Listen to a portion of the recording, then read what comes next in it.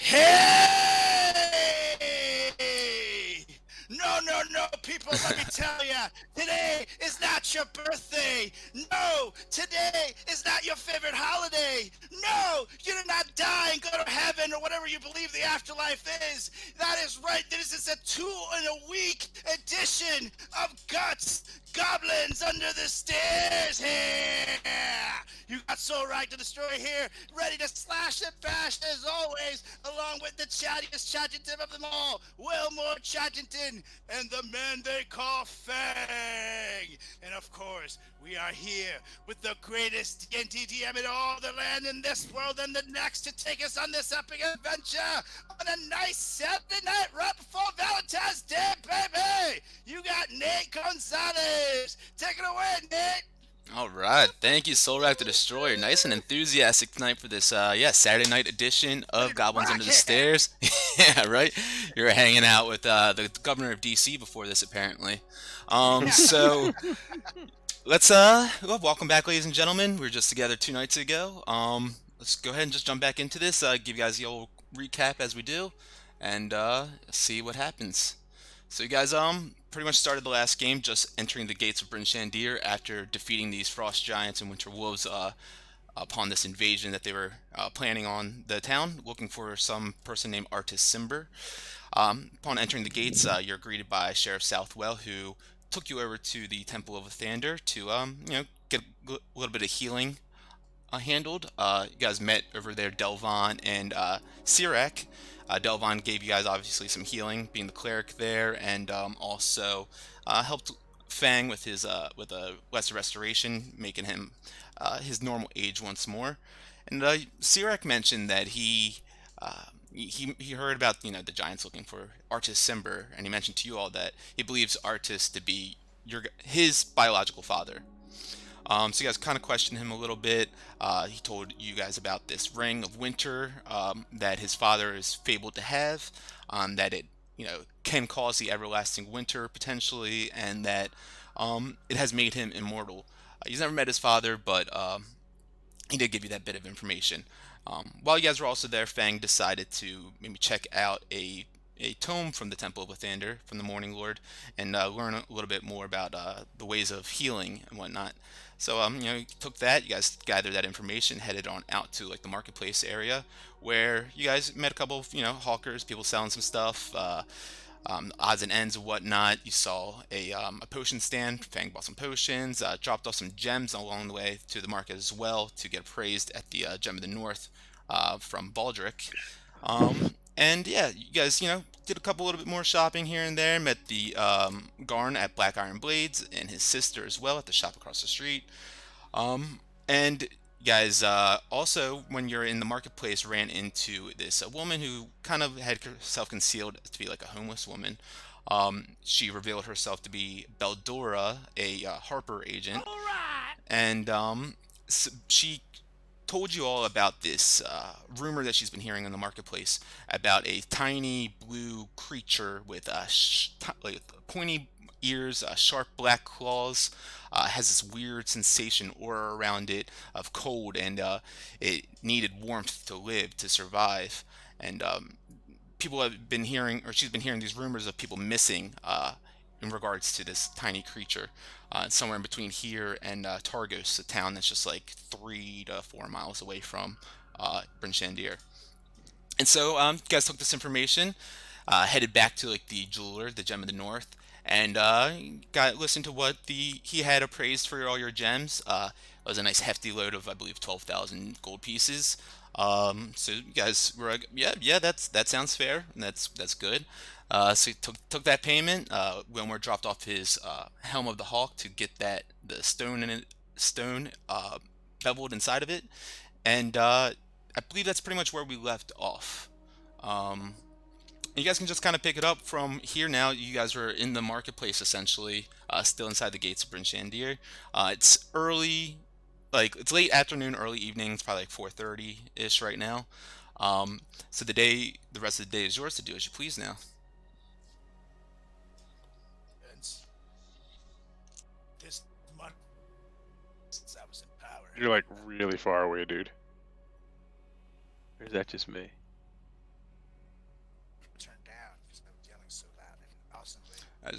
All right. I need you to turn it up to 11, Solrak, if you could. I don't know what to do. I don't know how to be louder. Okay, now. perfect. That's I better. think I think it's from all those yes. The system couldn't take it here. But Not mad enough to take it. were we trying to go hunt look for the sheriff? Yeah. I think we should go look for the sheriff to see if we can get any more background on this big blue creature. Perhaps give us some men so we can go. Maybe it'll start raining, man. Should we? Oh, you'd like that, would you? Maybe we should ask someone where we could find him. I guess where would be at a cop station. Where do sheriffs hang out? Where would that be? In these here people villages. They don't have cops per se, so what is he the sheriff of? This is a very confusing time period. He is the sheriff of the YMCA. Yeah. We're still right outside of that The jeweler. the jeweler, Yeah, which is correct? pretty much right outside the marketplace as well. Okay. I'm just gonna bebop right back on in there real quick. Mhm. And grab the attention of what's his name. And sorry to bother you one last time, but you don't know where the sheriff's station would be, would you? Oh, yes, the town hall is right around the corner. It's right near the market as well, on the south side. Beautiful. Thank you. I'll get out your hair. Yes, thank you. Okay. So yeah, guys, it's just right around the corner, just outside the market, not too far. Let's try there. Where specifically? Lead the way, my friend. All right. Where specifically is it? Specifically right around the corner, he said. Yeah, but where? What's the building? Well, I mean, there's a couple corners. Just a couple corners? It wouldn't happen to be something, a civic center perhaps, or maybe a town hall, perhaps. I look thoroughly confused as jokes continue to go right over my short head. All right, carry on. Yeah, let's go. Fang, make a survival check. The fuck are we surviving? We're going to the town hall. 15. 15. Survival's for finding things. Okay. He's finding the humor in my joke. Yes. So with a 15, you lead the gang through the marketplace, through the streets, because you told them it's right around the corner, and you see this very large building in the center of town, right on the south side of the marketplace, and out front of it, it says Town Hall. Classic. Why don't I understand why this is funny? There's really nothing to it. I wish you did, Kobar. Oh my This is god. gold! So yeah, no, you see this very large building at the center of town, essentially. Stone mortared building. There's got double doors that lead up to the front of it. You see someone walking out as you guys are approaching, and you guys can see inside. There's a few tables set up with chairs sitting at the other end of it, with a podium in the center of it as well. All right, guys, should we go ahead and enter the town hall? Let's do it. Sure thing. All right. So you guys enter on in, and yeah, you see those chairs that are kind of filling up the room, showing where an audience would be sitting in front of some speakers. And you guys come on in, and you see a sign at the back of the behind where those seats are and the podium and whatnot. It says Sheriff's Office with an arrow pointing down to a door. Oh, very descriptive door. I like this place. All right. And I bang. Boom, boom. Yeah, bang on the door. Cast guidance on him. Sure. No one seems to kind of open up the door right away. You hear a couple footsteps behind it, and momentarily later, someone opens up. Hello, yes? You see this woman with kind of a bob haircut. She's wearing a furs. Can I help you? Oh, us. We are the badass man who saved the town earlier. We're looking for your sheriff. Yeah. Southwell is in his office right around the corner. Did you have a meeting? A meeting? No, we do not have a meeting, but it's quite urgent. Yes. Sure. Well, you can come follow me. I'll take you right there right away then. Thank you. Yeah, so she leads you down through the it's a small jail essentially downstairs in this town hall. 2 cells only, from what you can see at least. As you guys walk past like the front desk, they might be just like a holding cell that you walk by, and then she takes you around the corner and knocks on the door. Sheriff, you have some visitors. They said you would know who they were. She opens up the door widely to like show who's all presenting there. Yes, send them in. Send them in. Thank you, miss. Will we be left alone with the sheriff? Absolutely. And she kind of just turns around 180 and starts shuffling back down the hall. And turn back to the sheriff. Sheriff, we have come to you with news. May be of great interest. There's apparently a creature on the loose. A dangerous creature. That must be stopped here. A dangerous creature more so than these frost giants. Pray these. Well, I will say those weren't that dangerous now, were they? That's what badass I may have, but I digress. I believe this creature might make those frost giants its bitch. Pardon my French, Sheriff. Go on. I'm listening. I believe, if you would like, could to stop said creature. However, could use your help. Perhaps some men. Some men to go on. Please tell me more about this creature. As you can probably imagine, our walls are needed to be more secured with our men. Not sure if I can give any up to such a strange side quest. Well, what did they say about this creature? Hold on. I did not take notes on the creature. Someone chime in. The creature has caused the disappearance of several people along the west side of Bryn Shandir. And the few survivors from said creature, they recall always being cold, like always feeling the need to be like warmed up. It's a small blue evil creature with pointy ears. Does that ring any bells to you? We're trying to get some more information before we head on this little quest, just as much intel, so that we know what we're actually up against.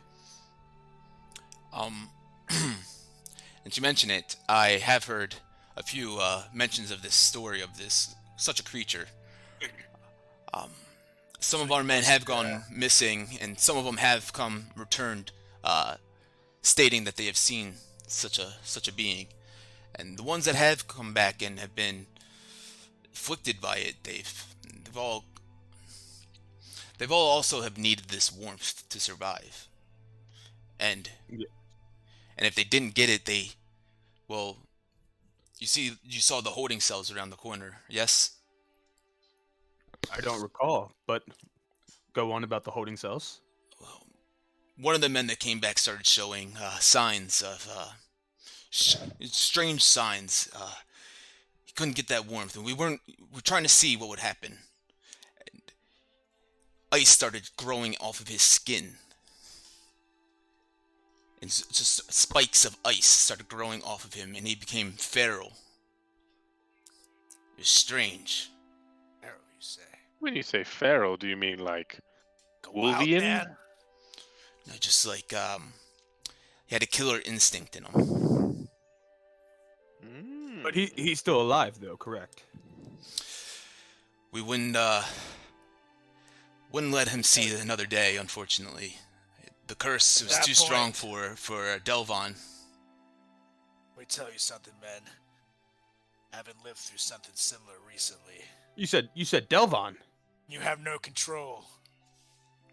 he was no man anymore. Had to put him down. I'm sorry, you said Delvon was the one that was cursed? No, Delvon was unable to help the afflicted. Ah, gotcha. Wow.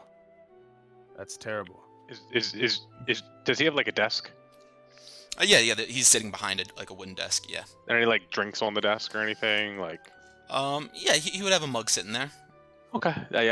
I hop up on the desk. I pick up his mug and I start drinking out of it. And I go, Excuse me. Would you like us to fix this or not? I gotta have another sip out of his mug. You can make a persuasion with disadvantage. Sheet skill persuasion 1 is a 13. The second was a 28, so the 13. You say a 28? Was the second one? I have a +9 to persuasion. Holy shit. Wow. I'm a bard. Come on, I'm a silver-tongued god. What other men say about I could give one man to go out and scout with you. I know you're unfamiliar with the area, but like I said, our gates need to be reinforced, and we need to make sure that we are ready in case another giant invasion is to come. Well, I was more on the hand of, your men, our men. I understand. Sorek, he loves his men. I was just hoping, what is it worth to this great city if we destroy the blue one? Well, I'm going to be honest with you. After we just destroyed 3 frost giants and saved the city. I have a feeling I'm not gonna like your answer, Sheriff. Well, Go on. I was going to find you all after I dropped you off at the Temple of Lathander. I was going to approach you and wonder if you all would do me the honor of potentially patrolling part of Ice Windale, and I would deputize the 3 of you as deputies of the city. All I would ask, of course, is that you look out for these frost giants. Look out for signs of them approaching the city or trying to harm any of these settlements in the 10 towns. And if you do find a frost giant, bring me its head. Show me your worth once more. Show me... we need to make sure that we are absolutely protected out here, and we're not sure what these frost giants are up to. And if we put our lives on the line to kill a 4th frost giant, why would we do that? Especially because our mission, our quest, does not involve protecting this city any more than we have.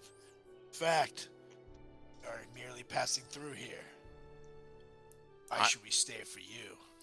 I absolutely understand that. And you don't need to. You 3 showed brave and great honor defending us here, and being able to take out those frost giants. Well, it's not an easy thing to do. And to be honest, if I sent my men out there, you saw what may their fate may be met the same way that it was at the gates, and we need them here to protect the city, regardless, because we have our numbers. The 3 of you were out to go out there and patrol Ice Windale a bit. See if you can seek any information about these frost giants and, why they're looking for this artisan, or why they came to Bryn Shandir, or just helping kill them. It would be a very great thing that you could do.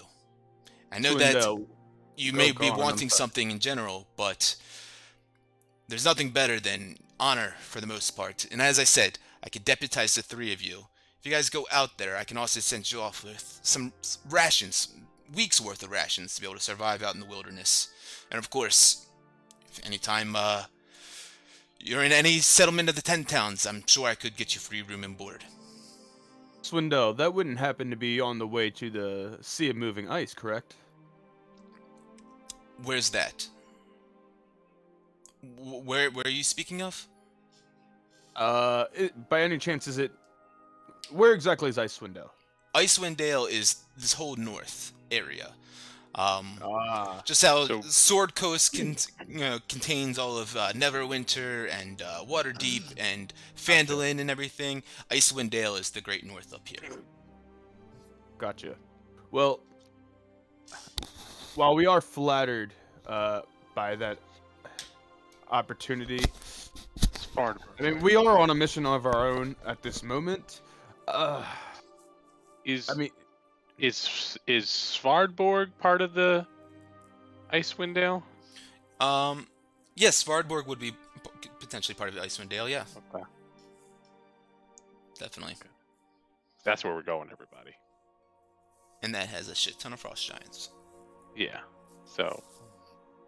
What is the Well- frost giant stronghold? As Yeah. the Oracle told you Yeah. all. Yeah.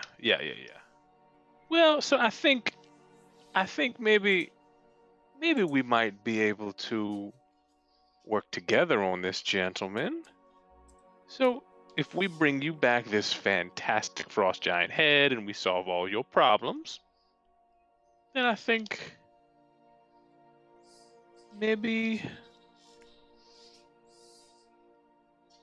maybe we can do that. Just naturally. I mean, we are kind of going our way. Something tells me we may come across another frost giant. yeah, that's what I was thinking. Kind of. And if you come back, if you do run into a frost giant and you're able to slay it and recover its head, bring it here to Bryn Shandir. I'm a man of my word. That's all you need is one frost giant head. Yes, and I would love to learn more about why they came here looking for this Artisimber and just what they have in mind now that this the ordning has shattered. Huh, you want us to question a giant? You know how tough these giants are. They will not give it. You don't need to question the giant. You can learn in other ways, in other, through other factions.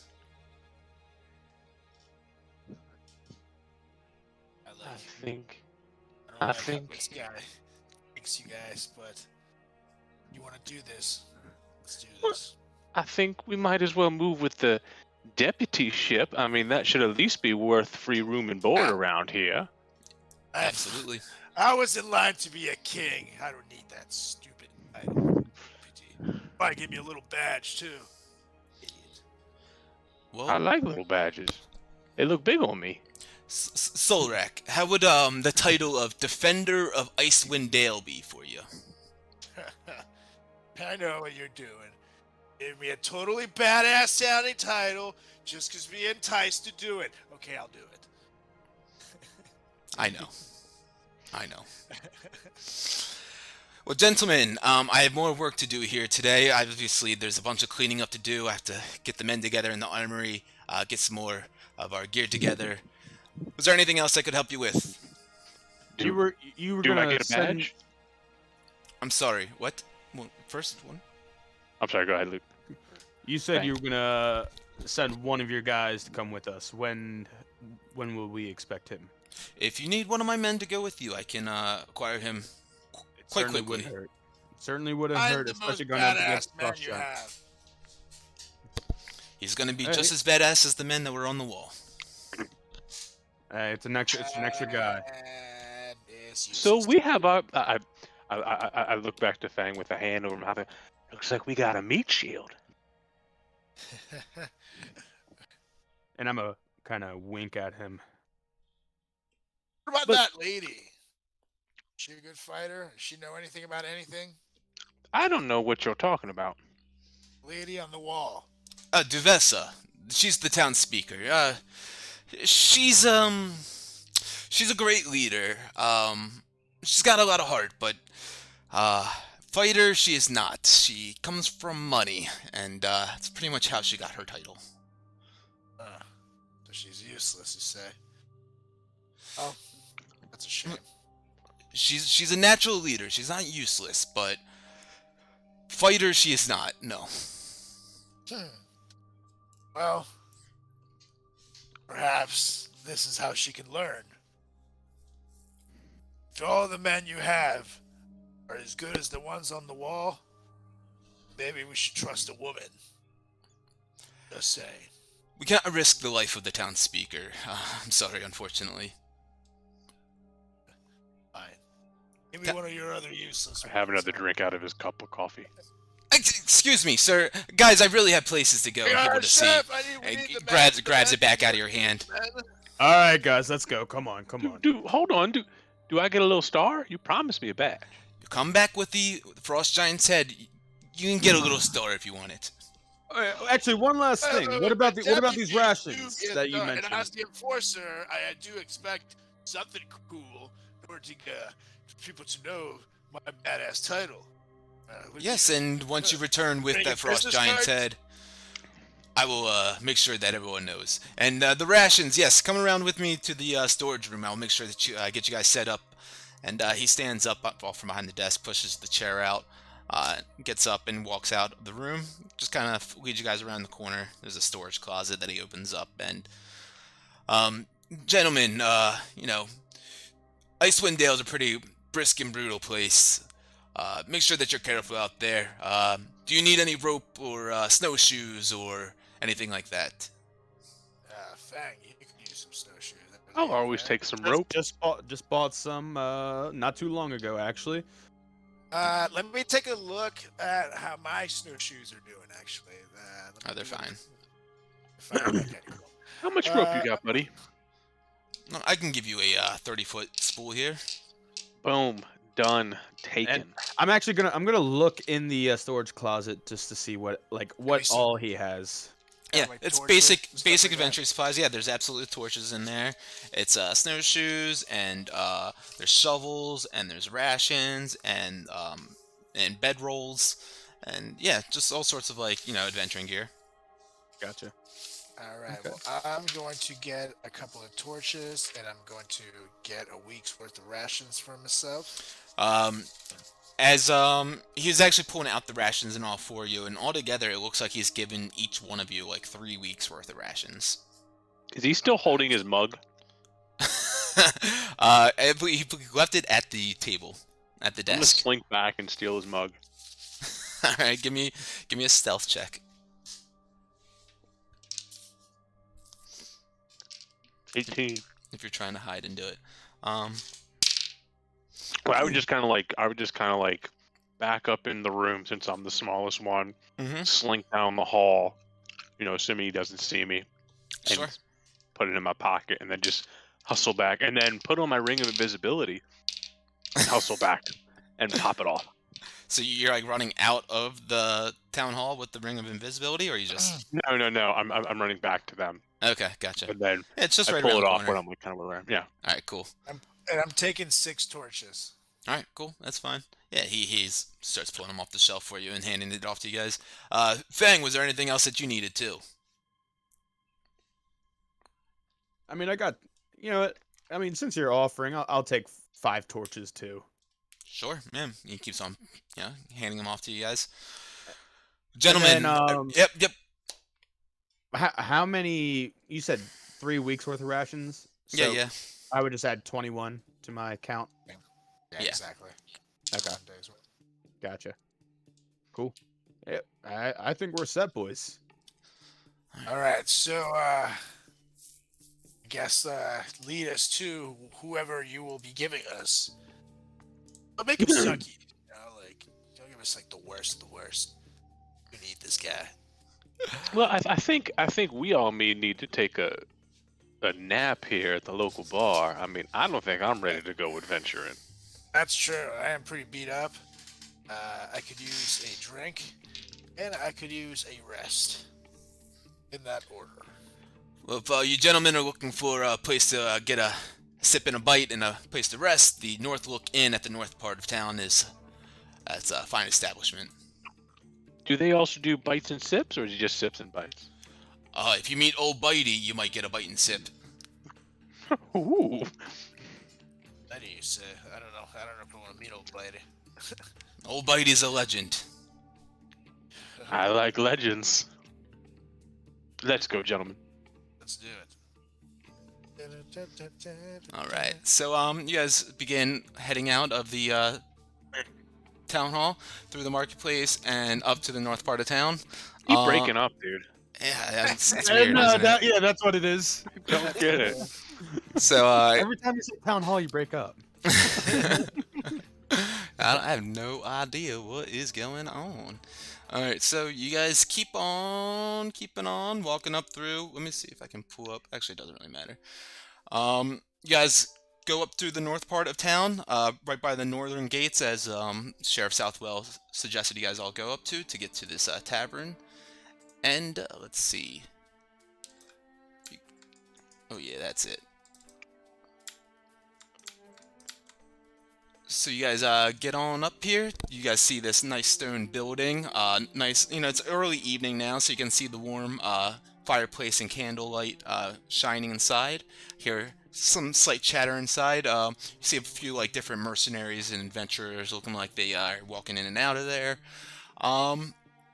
Yeah, if you guys want to walk on in, you come on in, and yeah, you feel that warmth and see yeah, what looks like kind of maybe a little bit of a rough crowd, but definitely some adventurers types of people. You see mounted on the wall, there's like a moose head over with a picture next door or right next to it of Ice Windale, and over the fireplace you guys can see looks like this like large knucklehead trout with a name tag underneath of it that says Old Bitey. Oh, Hey guys, it's Old Bitey. I walk over to it while everybody's doing their thing. Where is it? Down here somewhere? yeah, Old Bitey is that thing, right? All right. I just walk over and just look up at it.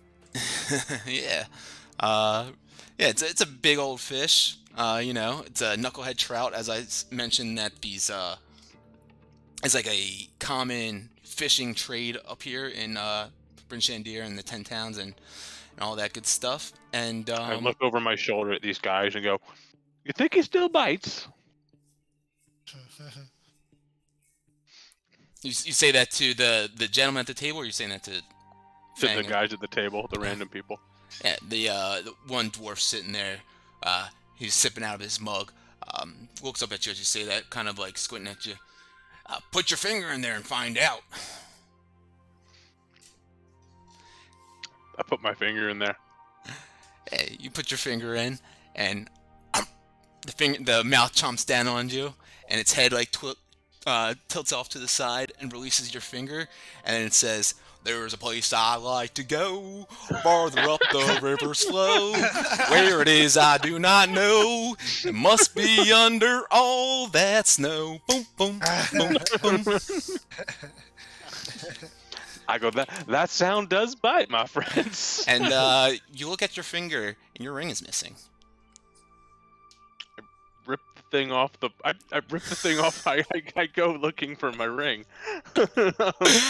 Give a perception check, or yeah. Perception. 17. 17. You look inside its mouth. You could see the ring like sitting right in its like gullet right in there. I go and reach in to grab it. Yeah, it bites down on your hand a little bit more, and you pull it out, and yeah, you get your ring. All right. Not And, cool. While that's happening, I'm turning over. I saw it happen, but I'm turning over to the bartender and say, "Kids these days, am I right? What's going on, barkeep?" Yeah, the barkeep. This looks like he's like a retired adventurer, maybe like a mercenary of some sorts. You new in town? Yes, sir.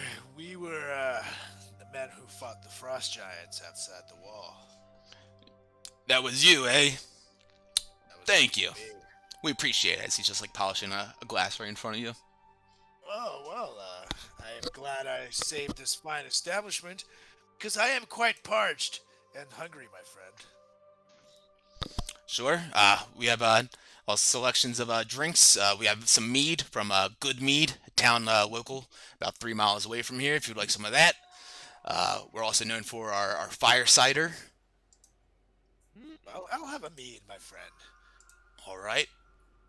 And, hey, Fang, who I see is right next to me, what would you like, my friend? What non-alcoholic options do you have? And I chuckle quietly. Kind of looks at you. He looks at you, Solrek. Is he serious? uh, I actually don't know, but it is Water, quite funny. water will do then. Okay, Water I it don't. is. And you see him. He opens up the window out back and scoots up some snow in it in a glass, and he holds it over the candle real quick. It's gonna be a couple seconds. Thank you. Friend, of all the things to order, water is not the finest choice. You should have something clean, There you go, sir. ale or a mead. If something is clean, it's my body. I don't put that sort of toxicity into my Oh, body. look at the water. Does that look clean to you? And I point to the water, like sitting there. Well, we'll see once it separated. melts. We'll see once it melts. Ugh. I'm gonna Alright. slide up next to Fang. Barkeep, what do you have that's non-alcoholic? See, this guy gets it, Solrak. Oh, See, I didn't know I was in a quest with 2 ladies. What do you have, sir? You are what you eat, Solrak. I can get you some melted snow as well if you want that. Oh, I don't want that shit. Give me the strongest thing you have. Oh, And I pull out a Alright, sheriff alright. mug and put it on the table. good sir, good sir. God. Is You know my what's worse is than my hanging out with a bird? is, Hanging is out my with a guy ordering snow. What a loser! is my melted snow done yet? Yes, it is, and he hands it back to you. All right, thank you. I take it and I walk to an empty table, and I pull out my tome and start reading it because I am sick and tired of being made fun of by Solrak and Chaddington. I'm just saying, all the things to order in front of us. Come on, you brought that upon yourself, my friend. I get it. And I put my That's head back okay. into my tome. At least I now cast, you're young I enough cast not to be old message enough right to drink behind his again. ear, and I say, "You're a good guy." Ah, thanks, Chaddington. Well, Mr. Barkeep, what is your name, by the way? The name is Scramsax. Scramsax. I am Solrak the Destroyer. The little one is Chaddington. The one that sits down to pee over there is Fang. And, You're a group of adventurers. To be fair, I sit down to pee quite frequently. When you have no your choice. outhouse is up Let's here go. and they're frozen, you don't want to sit down ever. Fair enough. Fair enough. Now, what else, what do you have on the menu, my friend? I'm quite starving. We have knucklehead trout. We can have it in 2 different ways. You can either have it smoked or grilled. We also have elk. Meats, my friend. Yeah, now we're talking. All right, sure. You just want elk. How much for a whole elk? Hey, Marsha, we have a whole one back there. Looks like we still about 3/4 left. Will that do enough? It'd be the food for the night for the rest of the restaurant. How much is it, my friend? 5 gold pieces. I take out 6 and I slam them on the table. Marsha, fire up the spigot. You got a hungry one. Oh, you sure do, my friend. You don't know the half of it. I grin and I just start like drooling. Check my out. Yeah, you begin, drooling, thinking about this food, and you're thinking about it, and you hear the bell on the door go off, and these 3 dwarves walk in, all like kind of bundled up. You can't really see their faces at all. Really looking like worse for wear right now. And they all sit by the fireplace, getting nice and warm. I look up from my tome and I put it away and I go to approach them. Yeah. You see these 3 stocky dwarvish figures. They have like snowshoes slung over their shoulders, ice picks fastened on their belts. 2 of them with thick beards, one of them a female. Cast guidance on Fang. On Fang? Yeah. Sure. So yeah. Good evening, guys. I don't really want to bother you guys for too long, but I couldn't help but notice that you guys looked rather cold. I just wanted to make sure that was, maybe just from being outside for too long, or if it was from potentially, I don't know, some creature may have caused you to feel this kind of cold. Yeah, so you notice like one of the dwarves just kind of stares in silence, doesn't talk, doesn't like look at you as you're like talking. Your passive perception, you notice that he looks like he's like lost 3 fingers. Another one of the dwarves just kind of is like looking over his shoulders, like in like fear, and then the female one looks at you and says, Well met. I'm Runa, and these are my friends, Gorix and Storm. Yes, we need your help. You look kind of capable. I mean, I myself am capable, but I also am alongside 2 other gents who are, and as a unit, we are very much capable. But what's going on? These gents over there. and he just got this like really raspy voice. Yes, those gents over there, over at the bar. By the way, I am attempting to listen. I figured I should say this. Yeah, go ahead and perception with advantage. Alright. Yeah, I have sanity fly over, and I'm just gonna listen through her ears. Do you just like pass out on the bar? I put my hand gently between my hand, my eyes, and I just roll my eyes back in my head. All right, cool. So I'm in like the thinker's position. So yeah, you see that like the female dwarf, she also looks like she's lost her right ear and maybe 2 fingers as well. And says, Well, we're the survivors of a group of dwarves tasked with delivering a sled of iron ingots to Black Iron Blades. We was on our way back with the sled when, out of nowhere, from beneath the snow, some crazy-looking crimson, slimy beast surprised us and killed a member of our group.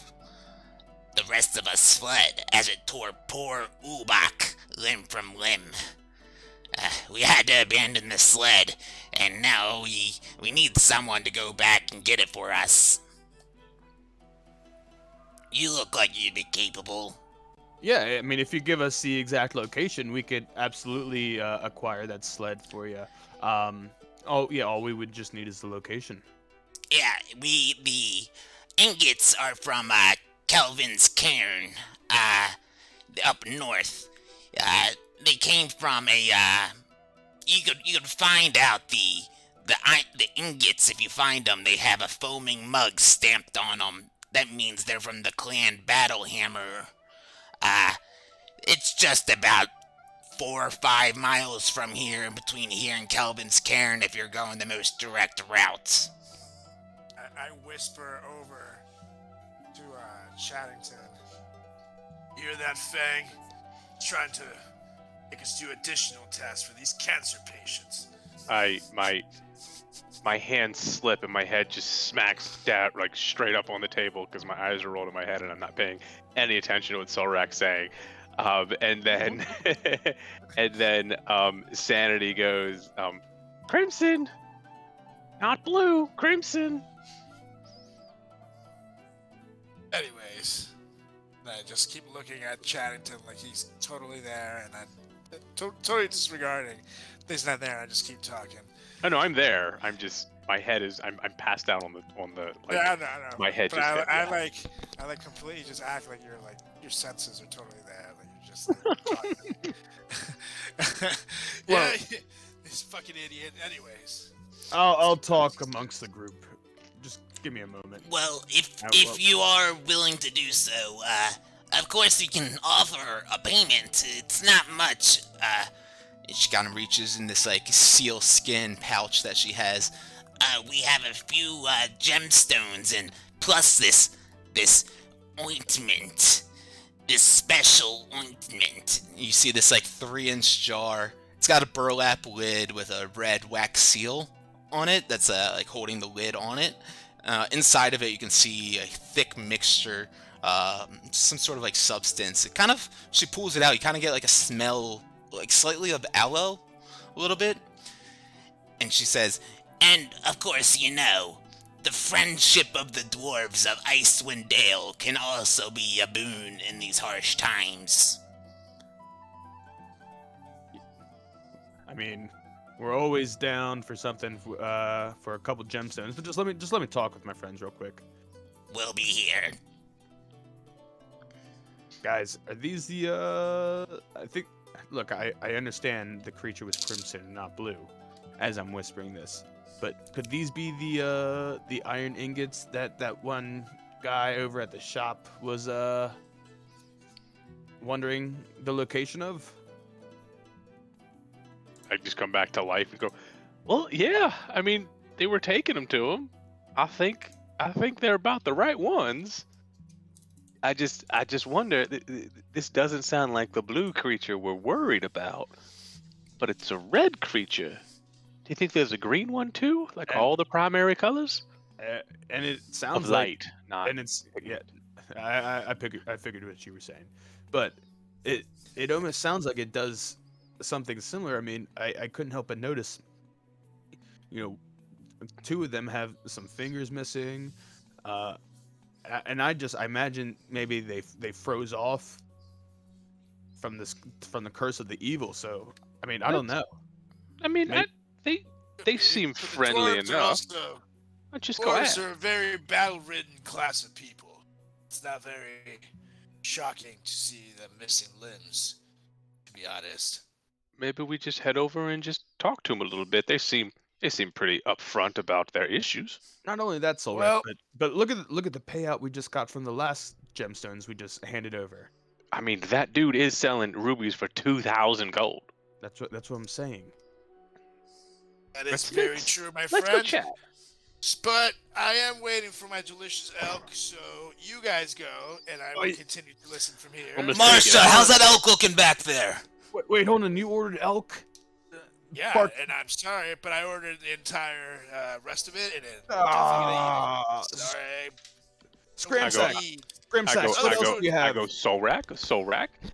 You give that man at least 3 ribs. No. He's not getting anything. Oh, Don't worry about it. Scram sacks. What do you have still? I cast suggestion on Solrak.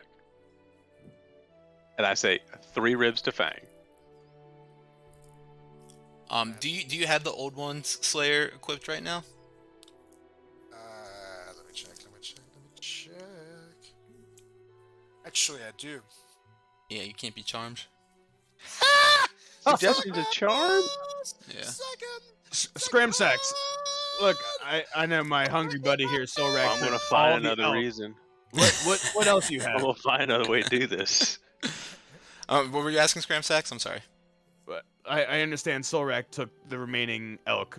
What else do you have? Actually, you wouldn't happen to have some of that knucklehead trout, would you? I'm Best of curious Branch besides- Andier. Ah, good answer. Scram Smoked Sack. is how I like it personally.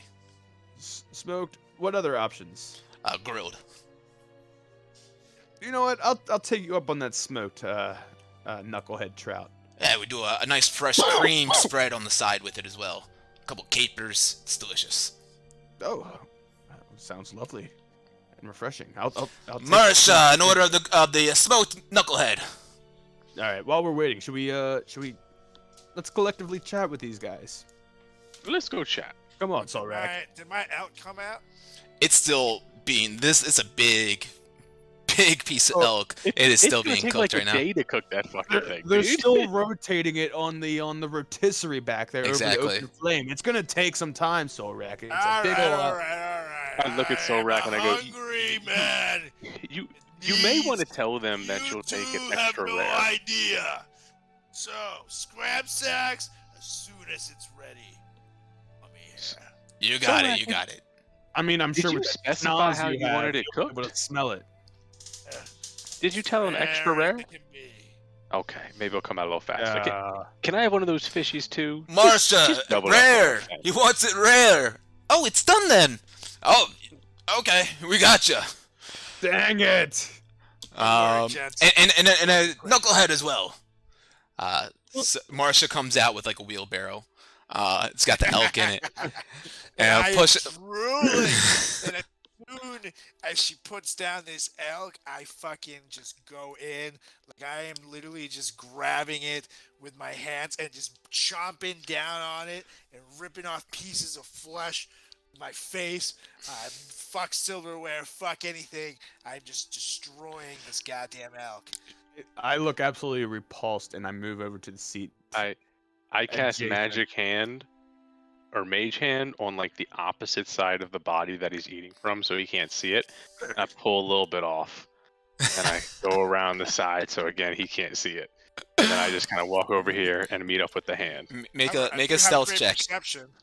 Yeah. And I And have a Solrak, face. you can make a perception if you want, but this will not be 19. with advantage. This is just regular. 15, 16. So I yeah, got 19. Wilmore he casts that mage hand. The spectral, ghastly image of a hand kind of appears behind the elk's body and rides around it, sneaking around there. You see it like the hand from the Addams family kind of walk on top of it real quick, and then pull a piece of it off, and then duck under the bar, and then float over to Wilmore. And yeah, Wilmore. I take a little bite, and then I look over at Fang, and I like kind of like put it out there and be like, and point to it like, you And want to bite? I kind of lean back and open my mouth for him to throw it over top of Solrak into my mouth. All right, so I'm walking away over the Over shoulder, top. What? over the shoulder into the mouth is how I'm gonna throw it. Trotters. Wait. And Yeah, then I'm gonna cast. Make a dex check.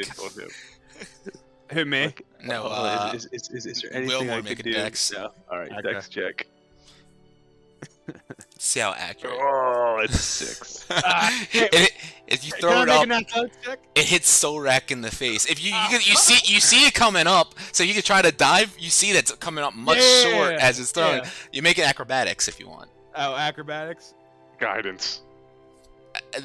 Yeah, I already had guidance You- anyways. you dive in front of his face to grab it, and right as it's about to hit Solrak's face, you snatch it. I mean, literally, it's about to hit him right in the forehead, and your hand comes up there like Bruce Lee grabbing a fly out of the air, and Just like Luke Describe it. Gonzalez. exactly. And then I just like throw it over my shoulder. I don't even look, and I just start walking over to the dwarves. And then all this stuff happens behind me. That was a close one there. There's a place I like to go where the Oh man, you hear old Tasty Bitey in the elk. background. Yeah.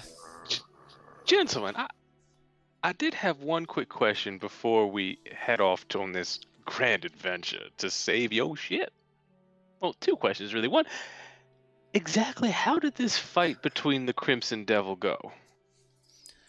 Well, you see, we were dragging our sled full of iron ingots, and out of nowhere, seemingly, this thing emerged out of underneath the snow and started grabbing poor Ubak limb and tearing him limb from limb.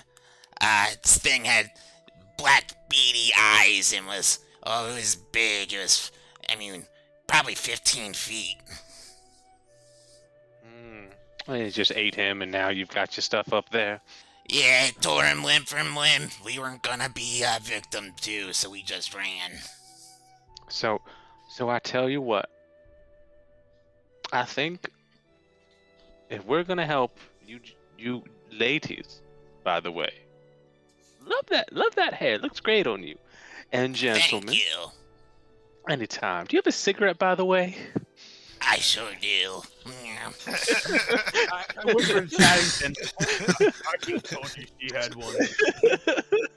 I take it. I start smoking. It's just because of Yeah, she reaches over with a she has like a flame ready to go for you. Oh yes. I missed you so much. That smells so good. I'm going to join you. I know. I joined Solrak at the bar, but I'm facing towards Chaddington and then. I always told trying to Wilma go- I'd quit. Knucklehead Trout up. Ah! I go. Right I here, tell right you here, right here. what. Marsha brings I it on. tell over to you what. guys. We'll help you out, but it's going to cost you half. Half what? What are you getting? We were tasked to make this delivery for the Black Iron Blades. They're not paying you? Oh, we get paid. Half. Make a persuasion check.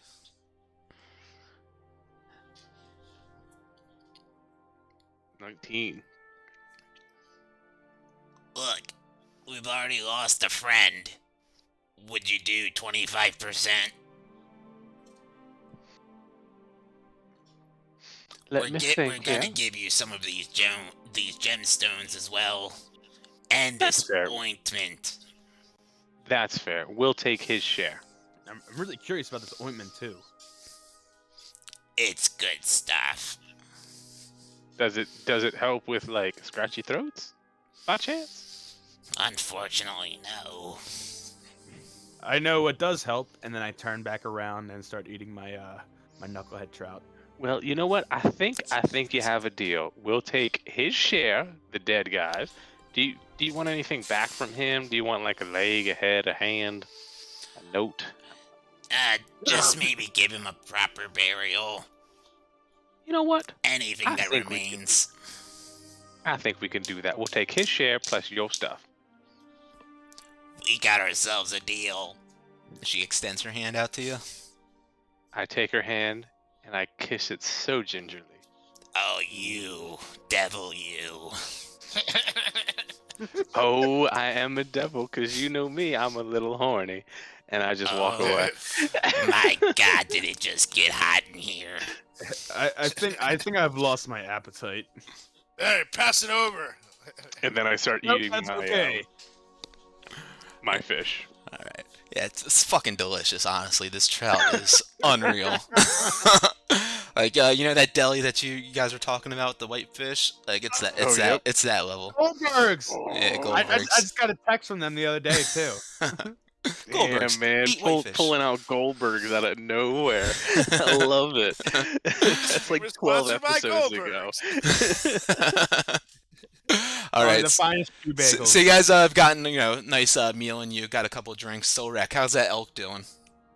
Oh my God! I am literally at this point just like picking the bones. Polish this thing so fast, and now I'm just like chewing any leftover meat off the bones like an animal, and just like licking my fingers. Just Yeah, people have kind of started gathering around you now, and Marsha, she came up as she dropped off the elk. She kind of came up behind you and tied a handkerchief around your neck as you just started going to town on it all. And everyone's looking around you like, he's really gonna do it. He's gonna eat it all. This is impressive. have like literally like a giant leg, and I'm just like chomping down and just like making sure that every piece of meat is off of everything before I proceed to move on to the next piece of bone. Yeah, and you're like close to finishing this, and like maybe looking a little. Give me a Constitution check. Constitution. Would you like the to bear arms or What? 9. All right, so you're chomping away at this thing, and man, you're getting down to the last bit of it, and you're hurting now. You have your eyes on the prize. You just want to make sure that you finish this thing, because, like I said, there's a crowd of people starting to watch you now, and you kind of feel like the pressure, like you need to finish this thing. You're getting down to like that last bit of that last thigh, and you're having a hard time getting it to swallow. Your mouth is starting to feel a little dry. Maybe reach for your meat or something, but yeah, buddy, I'm gonna take a big. Not a big gulp, but a regular size gulp. I'm gonna tap him on the side and be like, "Look, man, you got a crowd. You can do it." That's gonna be bardic inspiration on whatever he needs to do. all right. Make one more. And I'm gonna cast guidance. Yeah, Jesus, make a Constitution saving throw. Alright. Oh, And that you've got was a D4 and a D8. Wait. That was Jesus. not a saving throw. Saving throw is +5, so it does change things. Yeah, you hear Wilmore say this to you, and you don't even roll that D4 or D8.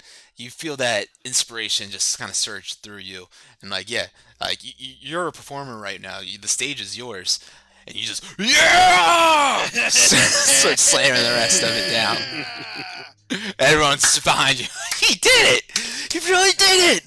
And someone comes over real quick and You see someone come over real quick and draws a quick sketch of you, and they pin it to the wall.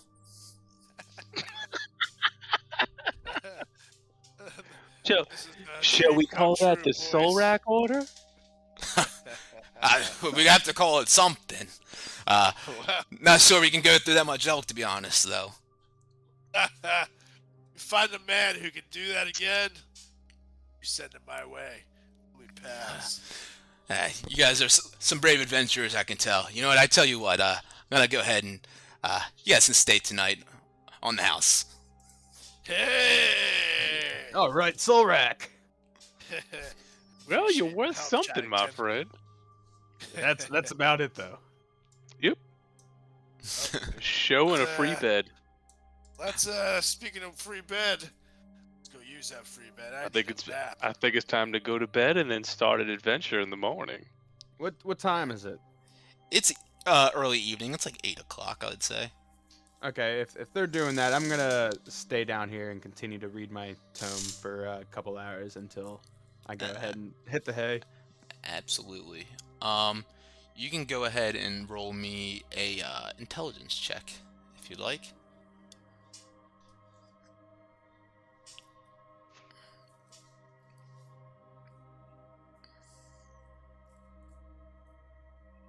Oh, 6. 6, sure. So yeah, you pull out the book, this tome from the Morning Lord. You begin reading it, and as Sirek mentioned too, some of the stuff is a little heady. It goes over your head a little bit. You know, you're trying to dig into it and get a good grasp and understanding of it. The way of like healing and whatnot that you're learning from your monastery is quite different than what you're learning here in these books. This here using like the energy of light to emulate and harness that power, that healing energy. And so, you know, you're sitting here and you're reading it, and yeah, I mean, it's a good start for you for sure to get a kind of an understanding of what maybe the rest of the tome has involved with it. But like I said, first time like reading into it, first time glance, it's a little hard to grasp. But you kind of get the overarching concept of the ways and means to achieve such magic, and yeah, you think maybe you're on a path to uncover more. Beautiful. I go ahead and shut my book or my tome, call that a night, and I go ahead to my room to get ready for what tomorrow brings. Cool. But yeah. Before we leave the bar, I'd approach Solrak and go, "Hey man, that little medallion of Wild One. Do you mind if I take a look at that for a little bit? Doesn't look like you're using it." All right, so I'm gonna take that. Cool. So yeah, Solrak, take that out of your inventory, and you can go ahead and add that to yours, Wilmore. Wait, which medallion? Sorry, I was busy thinking of my elk. Medall. Wild One. Yeah. Was that like You guys bought that at custom made? Nightstone. A medallion of the Yeah, wild that's a homebrew item. I made that. Okay, you may need to add it to me though eventually. Okay. Well, where? Yeah, I can't get it. And then shit, yeah, that is a good one to have. yeah, just because you need to be you need to be attuned to it. You need to be attuned Yeah. to 3 things. Yeah, you so. do need to be attuned to it, but I'm gonna attune to my sword anyways. Yeah, that's what I figured. Yeah, but I'll take that from him, and then while we sleep, I'm gonna look at this smoky orb. Okay. It's still the same day. So you can check out the. So you're up in the room now. Yeah, All or right. I guess I don't know how it works. Like, would I be able to check that out and attune to the Oh yeah, absolutely. fire ring? Yeah. I guess like you there's still, a lot of time, so yeah, I could For probably do sure. it all, right? Yep. Okay, let's do it. All right. Yeah, absolutely. Yeah, definitely downtime activity stuff right now. So you yeah, you pull out that orb then it has that smoke inside of it, and you still keep getting this like strange feeling from it. You know, maybe there's something more to it. Maybe there isn't, but regardless, you're getting that strange feeling. You can make that Arcana check if you want. All right, let's it's 1, it's advantage. And then 2, 10. 10. Yeah, I mean, pretty much as I mentioned the last time, as you're looking at it, you're looking at it, and you still get the sense of like how the smoke inside of it is so thick and dense that in this clear glass orb you cannot see through it, and it's not that large. You know, it's like 6 inches in diameter total, like this big, and so the fact that through such a small sphere you cannot see through that, even though there is smoke inside of it, it kind of gives you a clue as to, I don't know, the powers of that smoke. All right, yeah. So I guess I gotta wait. Okay. Yeah. Yeah, because I don't know what it is. All right, then I will unattune to the Lute of Destiny and attune to the Ring of Fire Conjuring. Hell yeah. Cool. You're gonna wear that as like a hula hoop or like a belt rather? That's a belt, baby. Okay. Yeah, so you sit there for like an hour, you put that thing around your waist, and right now it is like a hula hoop the way it sits out around you, because it's so large. You're sitting there holding it there, concentrating on it. You see this orange, warm light shining through the cracks of the magma, hardened magma that makes up the ring. And throughout that time of the hour, you feel it shrinking down around you, and you feel that warmth getting closer and closer to you. And yeah, an hour later, you feel it, that energy kind of imbued inside of your body, it fitting nice and tight around your waist. Doesn't look like it's going anywhere. And yeah, definitely feel like you have a little bit of magical powers due to it. Right. Then I'm just gonna write in my letter for a little bit and then go to bed. Cool. Solrak, buddy, a little bit of a food coma. What are you doing? Oh, I am late. Go into my room. I'm just literally like looking down at my belly full of elk. I'm laying down in bed and I'm looking up to the ceiling. Life is good for old Sorlak for once. Yeah, I mean, this is the first time you guys have had like a cooked meal in weeks. Yeah, it's been quite a long time. So, you know, you kind of went all out on it, as Solrak likes to do. But yeah, it was quite enjoyable, and you're definitely gonna get a nice sleep from it. That's for sure. Oh yeah. All right. So does anyone else want to do anything before you can take a long rest? Nope. Actually, I'm going to put in an hour of work. Actually, Sorry, that just shot up really loud. I can do 2 hours on my helmet. Yeah. Go ahead and make a survival check or nature. Gonna roll some dice too. Okay, cool. Yeah, sorry if Suncraft jumped up really loud. You guys can turn that down. 16. It said 16. Cool. How long do you want to work on it? 2 hours. Okay, yeah, you can put in 2 hours on it. Not a problem. Sit there with your Smith's tools, whittling away at it, and you're feeling more confident in the progress that you've made on it so far. Definitely looking more fleshed out into a wearable piece of armor.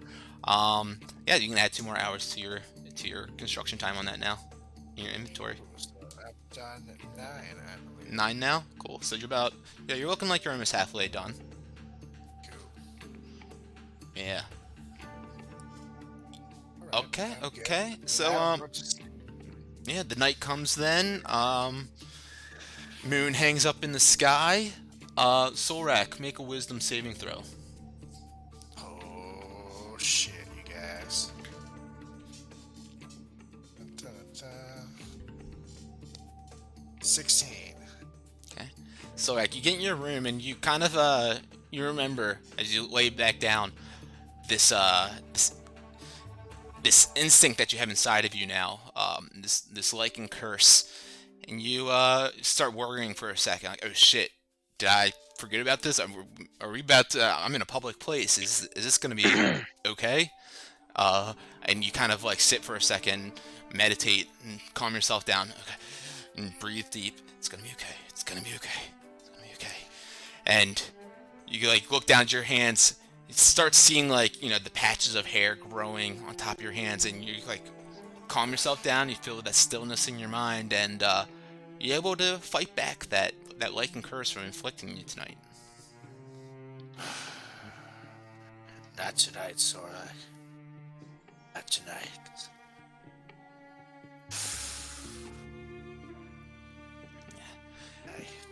I gotta go to sleep gently. To a gentle dream. Where it's so calming. And I'm just envisioning hugging a dead girlfriend, dead wife, I mean, and seeing my unborn child. Seeing my family once again. Just being surrounded by all the happiest moments of my life. That's how I'm able to get past this moment and fade into sleep. You fade into that sleep, and before you know it, your eyes open back up to the morning light shining in through your windows rather. You guys can all take a long rest. And yeah, you wake up inside the inn. It's a smaller crowd downstairs. You don't hear too much talking and commotion going on early in the morning right now. But you do, hear some people down there. Okay. And the morning is now yours to do as you please. Well, I assume we should get some breakfast, boys. Meet up with everybody. Should get some food. Get on this mission to find this sled. I think that's a great idea, my friend. Let's do it. Just meet up at the bar. Maybe we can have some mimosas. Morning, gents. Good morning, Mr. Fang. Can I So interest you in a water? Yeah, actually, that'd be lovely. Okay. Scram Stacks, I'll take another cup of snow, please. We were kidding last night. We have water. It's not like it's not the same thing though. I Essentially. hope it was yellow snow. It wasn't. We kicked out those bums last week who were pissing on our building. So, yeah, some water for you. You, sir, you don't want another elk, do you?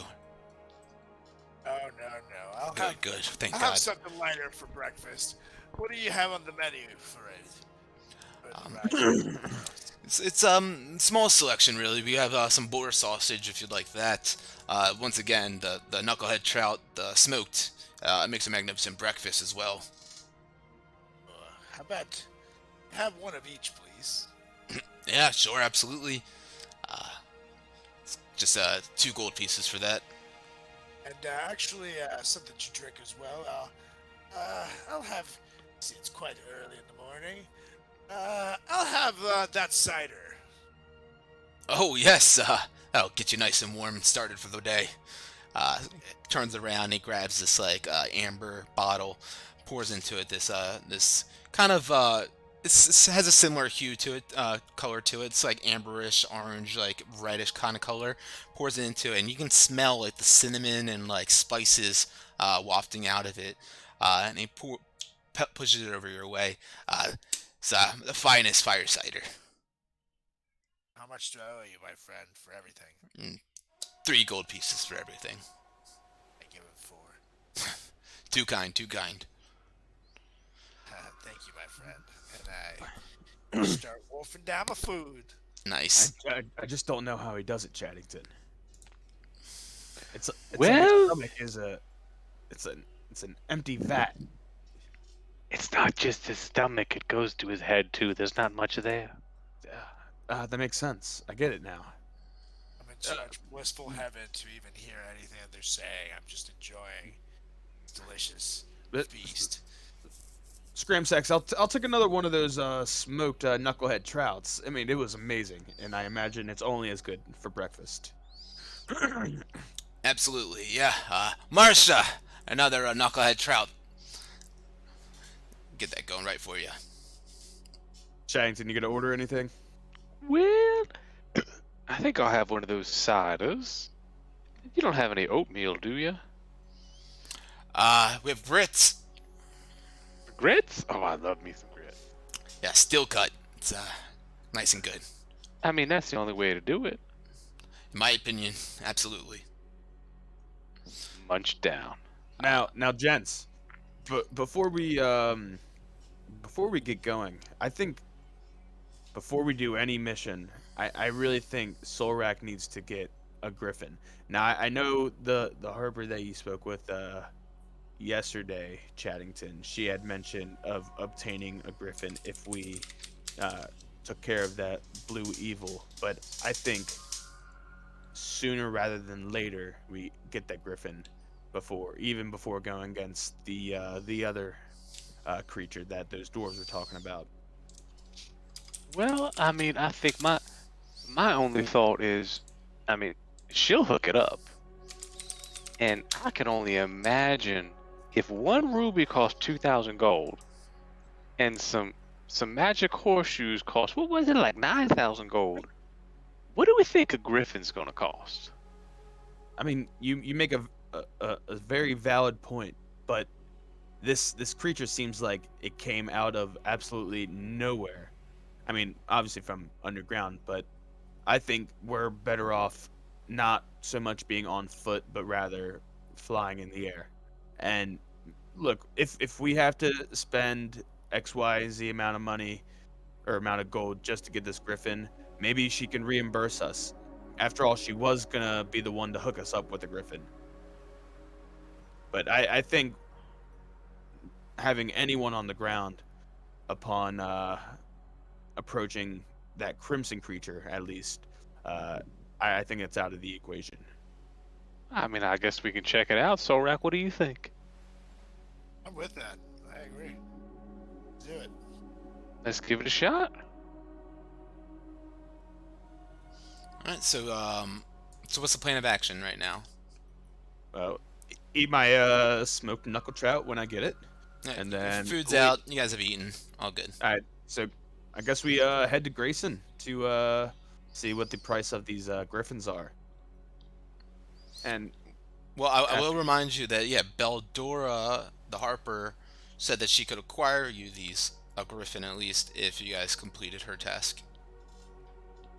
Yeah, I feel like honestly, let's do her task because Griffin's not going to be cheap. okay, Yeah, we can check the price, but something tells me we're not going to be able to afford a whole griffin. Yeah. So we have plenty of things to do. it's fine. I mean, so I guess we'll prioritize this task first, then obtain griffin, and go after the next one. Yeah. Yeah. All right, so I guess westward we go. Or was it north? Where's the crimson? No, we're heading towards the blue evil. That's the only way to no. We have to. I thought we were going I'm to. confused. Listen to Fang real quick. He's got it. We have to kill the blue evil first to obtain the griffin from that Harper. Then we go now. Yes, once we obtain the griffin, then we use our flying creatures to kind of scope out the area of where the dwarf sled is, and then obtain the sled and go from there. I knew we kept him around for something. I mean, Dashing I young mean, good luck. I mean, it could be all those ciders that you guys are drinking, but Yeah, we could I use mean- Silver Driver from time to time. So. I like it. Let's do it. all right, Let's guys. go blue. Yeah, sure.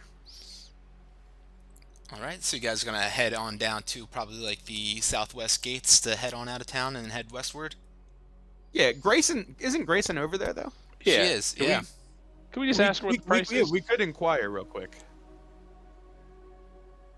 Yeah, let's see what that price is. This You guys, is on the you guys way want to out. do that? Sure. Yeah. Okay. I mean, that's another beast to have. I know Cuomo was kind of Well, yeah, because you and I can fly Oh. Cuomo, and then Solrak can fly the Griffin. Yep. Yeah. So we'll also mention that like when Beldora mentioned that she could get you guys the griffin, it's like it would be to like rent essentially the one that she'd be getting you guys. So that you can have it to get to Svardborg afterwards, essentially. Oh, okay. Is because, like, Wilmore mentioned that you guys were heading to the Sea of Moving Ice, so she mentioned that you guys would need transportation there, and that she could acquire that for you if you would like. But it would be a rental, essentially, if you guys do this task. Okay. So it might not be worth the squeeze. All right, let's definitely see how much this griffin is. Yeah. Sure. So you guys head on down to, let me pull up the map of Bryn Shandir, the full map.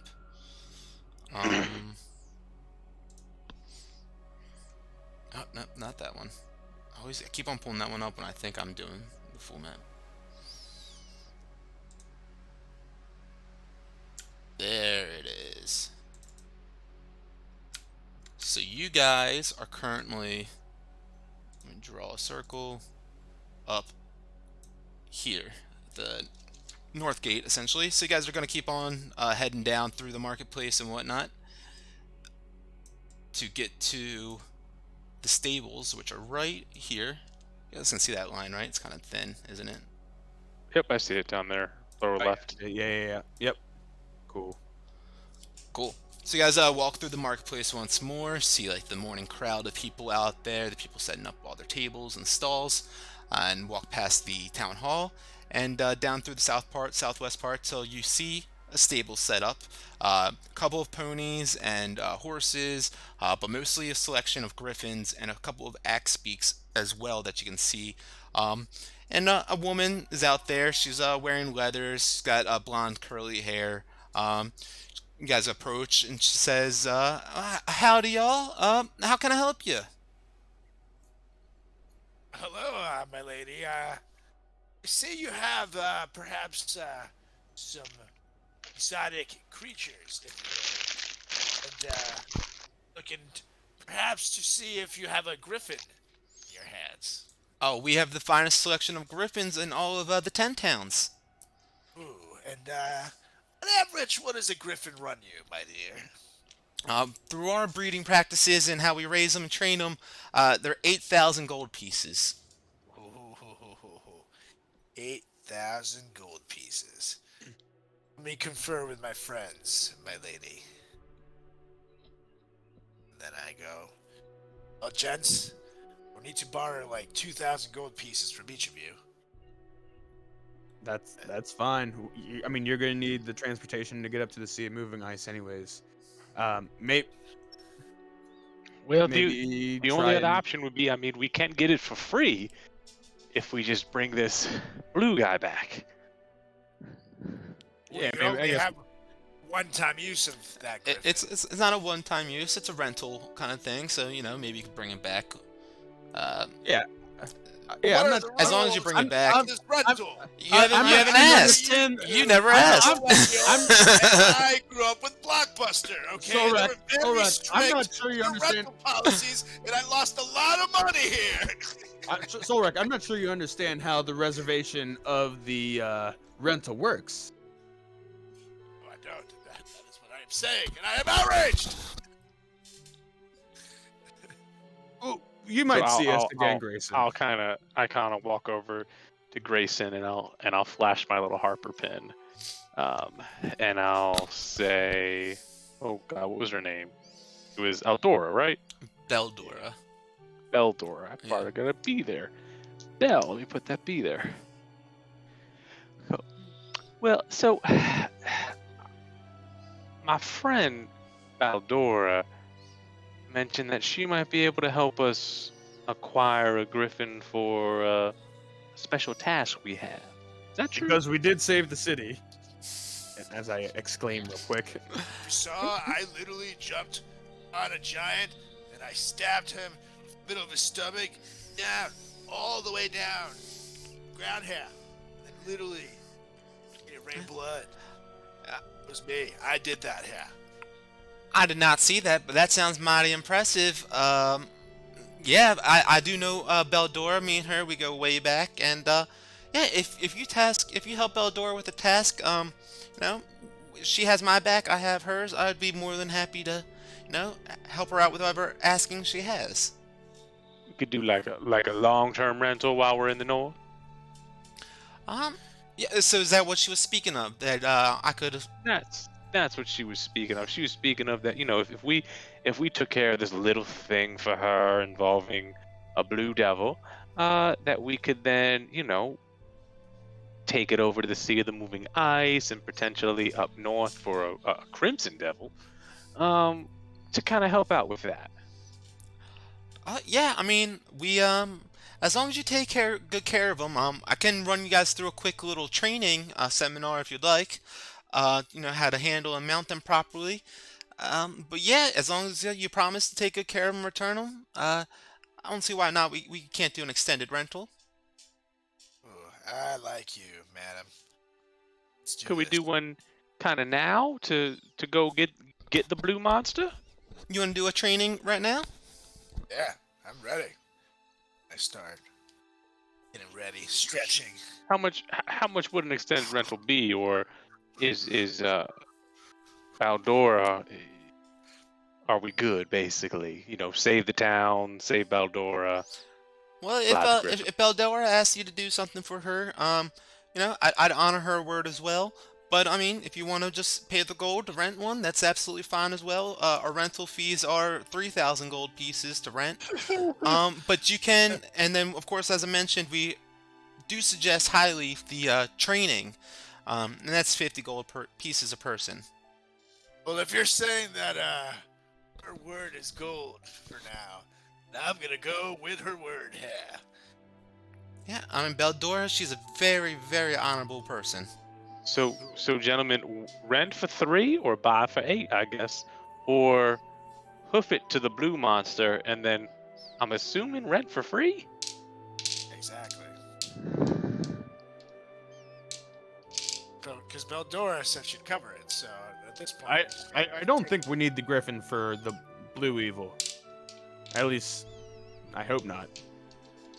It's Well, I mean, let's be honest. You and I will be in the air. Solrak will be in the ground. That's true. And I mean, Solrak, you talk a pretty big game. Yeah, should you're be good. okay, You're right? good, right, Tony? And I pat him on the back. are you guys really going to challenge at my ego for this? You're right. You're right. Pardon us. So, gents, shall we? Let's do it. I Thank think you, we'll Grayson. pass on the rental. Oh, absolutely. I'll be seeing from you guys soon and hearing from you soon. Especially if you're helping out Beldora. Oh, you will, Gracie. We will. You guys have a lovely day, and see you soon. Thank Bye, you. madam. She goes back to combing one of the griffins in one of the stables. All right, so you guys heading out of this southwest gate and towards Targos. Let's do Go. All right, cool. Let me see. Let me get a cool snow picture going on up here. Do that so many maps set up. And I'm gonna be me and Cuomo are going to be actually he's gonna be flying me. Okay, cool. So you guys begin heading on out the gates of Bryn Shandir and into the brisk and cold weather of Ice Windale, and just begin heading down that path that kind of connects here in Targos. You guys, you're just following this path for a little while. Actually, I have a different map for this. I just remembered. And trees kind of on both sides of you. And is there anything that you guys begin walking down this path? I'm assuming it's the same kind of marching order you typically do. Solrak in the front, and then Wilmore and Fang. Yeah, and Yep. exactly. And as we're walking, I'm going to tell them what happened to me last night. I'm flying about, I'll say 20 feet up, and I kind of have Cuomo on cruise control while I'm opening my tome and reading it again. All right, so then I'm talking to Chaddington, and then I say, Chaddington, there's something I must tell you. Last night, near the full moon, it almost happened again. I was able to control it. It makes me believe that I may be able to control this and use it for my benefit. However, that being said, maybe it's best that we take precautions at night. Because I don't know what could happen if I lose control here. Hmm. So are you saying every night I get to bound and gag you? Is that what you're saying to me right now? Not unless you pay me for $200. I mean, considering $1 is not a functional currency in this world, absolutely.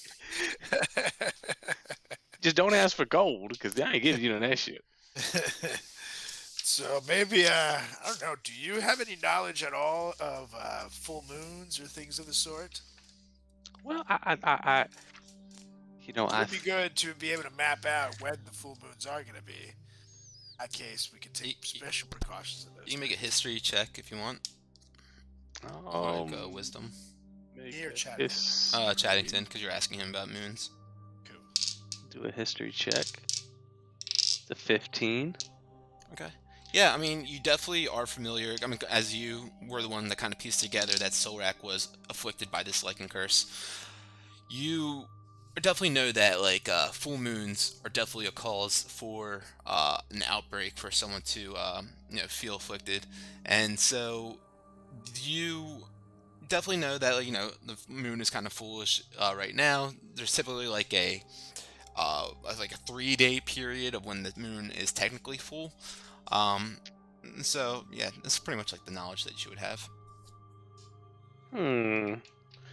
So everything he just said, basically it's about 3 days. So tonight would be another night that we would have to deal with this, and I just put my hand up and just function to all of him. But I do have a thought. I reach into my pocket, and at some point in time, I'm sure I broke some money, and I have a silver piece. I take a silver piece and I stick it against his skin. Yeah, push it against his skin, and Solrak, it doesn't like damage you, but definitely stings. It definitely burns a little. I pull my arm away. What the hell is that? Well, that's certainly interesting. I think the only way we could deal with this is if on a full moon we wrap you in silver chains. You out of your mind? Doing that? No. Are you out of your mind? Do you really think you, enraged against the world, is a good idea? Do you think that's a good idea? It's gotten me this far in life, hasn't it? It's a different type of enragement, my friend. I truly think if we're going to protect the group and you're going to stay like this, then a sacrifice has to be made. I truly do believe. I do not want, or will I allow myself to be weakened that much. But I am be in some kind of maybe behind something where you put some silver on it, and if I touch it, no, I can't get through. I mean, the last time you punched through a wall, so unless we're just gonna hang out with a big silver room all the time, I don't see that happening. I mean, it's like you have that much silver chain wrapping me around anyways. You need a lot of silver. We can maul that around. But if you're gonna stay like this, you need to either be held back, or, I mean, I'll be honest, if you come at us like you did last time, don't be mad if Fang and I kill you. Yeah, especially you, the old mighty napper. Anyways, why don't you maybe use your little magical nerdness to help me control said affliction? I don't think it works like that. Oh, It's throw it the first time around. To what I could do with such power. Yeah. Imagine a fire giant. Have to be afraid of anything ever again. Yeah. All I can say is,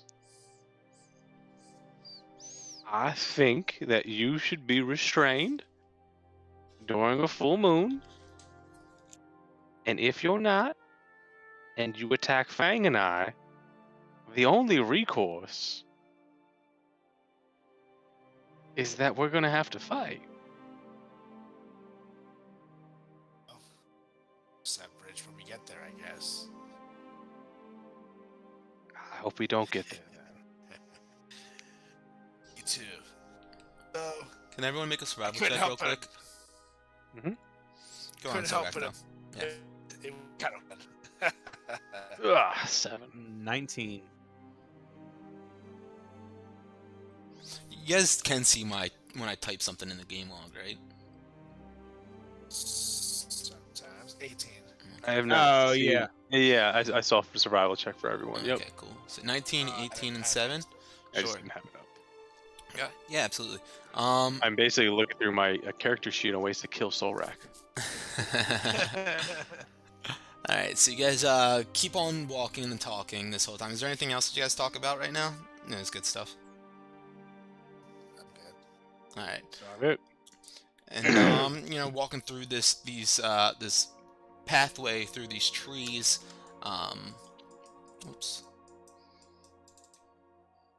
That worked for y'all, right? Okay, cool. And yeah, you guys keep on walking down this pathway. You see up ahead that it looks like there is a opening to another path, like somewhere in the trees. So it's up ahead to the right. Let's go over to that direction. Oh, it'd be 8. Fucking 1. God damn it. Right. So All right, let's go off to the right, to that path to the right here. We want to go off path? Okay. yeah, it looks like there's like a little path that goes up here, and as you guys like come up to that entrance and are able to see up there, yeah, you see that there looks to be a campsite set up there. A couple of tents laid out. There's a fire pit that, as you guys are walking up, you can see the fire is clearly out. But now that you are getting closer, you do notice that there seems to be a few corpses lying there around the campfire, and one looks like he's just like exiting his tent or something like that. I sniff around to see if I smell anybody around us other than the corpses. Okay, yeah, make perception with advantage. Right. 4 and a 10. 10. You're smelling around, and you're not really picking up much else. Definitely are getting like that smell of like maybe a campfire that was out not too long ago. But yeah, you're not really catching any creatures or any other scents. Cuomo, fly over there and get a surveillance of the entire perimeter. And so he's going to fly all over just to see if he spots anything. Sure thing. Yeah, he goes and flies over the whole perimeter. He's like kind of just flying like over the campsite right here. Make a perception Yeah, check. like yep.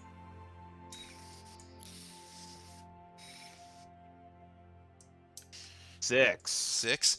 Hey, he flies up there and looks around, and it's pretty much this campsite is just situated in the middle of like what looks like a forest. And what time of day is it right now? It's still relatively early. It's like Okay. it's only been about an hour and a half that you guys have been walking, maybe an hour total. So it's about noon. Gotcha. Cuomo, fly back down, and he flies back down to go with Solrak and Chaddington and Brutus. And you guys are approaching these bodies now and everything. It looks that way. Yeah, I'll go approach the bodies. Yeah, Solrak, because you approach the bodies, you can see now as you get a little bit closer, these corpses are just like kind of skeletons. And you see their bones have like ice crystals caked and covered all throughout them, like all sorts of different layers. I'm going to inspect them to see if this was just that they were caught in a flash storm. This was like a curse of some sort. Sure. You can make a investigation.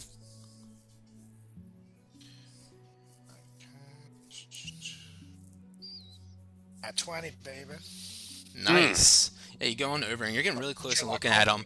It definitely looks like, you wouldn't notice if there was like the skin would still be connected onto the flesh if it was from frostbite or gangrene or being afflicted from the snow or something like this. But they're skeletal corpses with these this jagged, sharp blue icicles on them. And as you're getting close, you hear a little bit of movement coming by. And you as one of the skeletal corpses grabs your ankles. Solrak, let's see. Let me roll this. Does a 21 hit? On me? Yeah. Well, thank God we took that rest. I got scared for a second. I forgot that we took it. I was at 3, like, I'm dead. No, a 21. What's your armor class right now? 20, right? Yes, it is. Okay. Oh, it's a 21 to hit. Yes, the hit. All right. Gotcha. So this skeletal corpse just reaches up, grabs you with its icy fingertips, does 12 points of cold damage on you, and I need you to make a Constitution saving throw. And then you look around now and notice that, all of these corpses, obviously they look the same, and there's 3 of these icy covered skeletal remains that are whoops, I didn't send to you, did you? That are all kind of getting to their feet and crawling towards y'all. I need everyone to roll initiative once I add you to the combat tracker, Got a 9. which is now. You rolled a 9 on that Constitution saving throw, so you take another 2 points of damage, and you are what is considered let's see. Well, you feel this, like, he grabs you, right? And as he's grabbing you, this sharp icicle just kind of jabs into your ankle, into your calf, and just sticks in there, and it's like stuck in there. And you just had this like ice shard stuck in your leg right now. Did I rage from it? Nope, not yet. You guys all roll initiative yet? Mm-hmm. Okay, let me go ahead and put on some combat music. You can rage when it's your turn in combat. He surprised you, so nope. All right. All right. This guy's up first on the north side. He gets up to his feet, very slowly lurching up there, and he begins crawling towards. Let's see, you Solrak, with his. He has a long sword in his hand, and he's gonna swing it at you. Does a 20 hit? Freezer. Just 20 hit. So that's a tie. Yes, that hits. Cool. So he does Start though. 3 points of piercing damage into you. Small swing. Okay. Let's see. Next guy's turn. Yes, let's see. He's gonna come up to Fang very slowly, and he's gonna grab you, Fang, and try to just like hit you with his sharp, icy fist. If I recall, I was still on Cuomo. Cuomo flew up in the air and then came back down. I don't think Yeah, you. but I was always on top of him. Yeah, he was. Okay. Well, then, I mean, you're still on him though, right? Yeah, but Um, I feel like that changes the like his move a little bit. You want him to attack Cuomo? Oh, he rolls an 8 and he misses. So, Okay. Solrak, you're up. All right. So first things first, it's rage time here. Now, Yeah, you are raging. I'm going to swing. Oh wait, sword. and let's see. you also take another 2 points of damage first before you rage, as you feel this ice shard still in your leg, just kind of giving you this cold, freezing sensation. Oh. Okay. I see how it is. So I'm going to swing Demon Sword. This is the one that hit me, right? This one right here? Yes. Okay. So I'll swing at that one.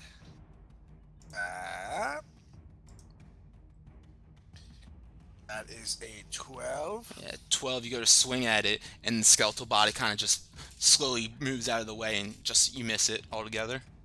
Alright, so I'll swing again. And that is a 23. 23 would definitely hit. Okay. And 7 damage. And then there's another roll in that, right? I did 2 already. That's the first one. No, I The mean, second. and then roll another d6 for your fire damage too. Mm-hmm. Oh yeah. 6, baby. Cool. So 11 total, and then plus your rage damage, so 13. Or I guess, yeah, 13 because there's 1 hit. Cool. Anything else for you? I'll use my bonus action to hit it again. Use your bonus action to Action rage. surge. Oh, you're no, gonna no, action no. surge? Yeah. Okay, yeah, go for it. That's 2 more swings then. Alright, Demon Sword, baby. Ooh, that's 24. 24 will hit.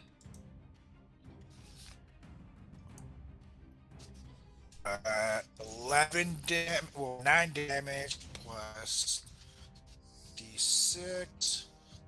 Another 6, 15. Plus 2 is 17. Hell yeah.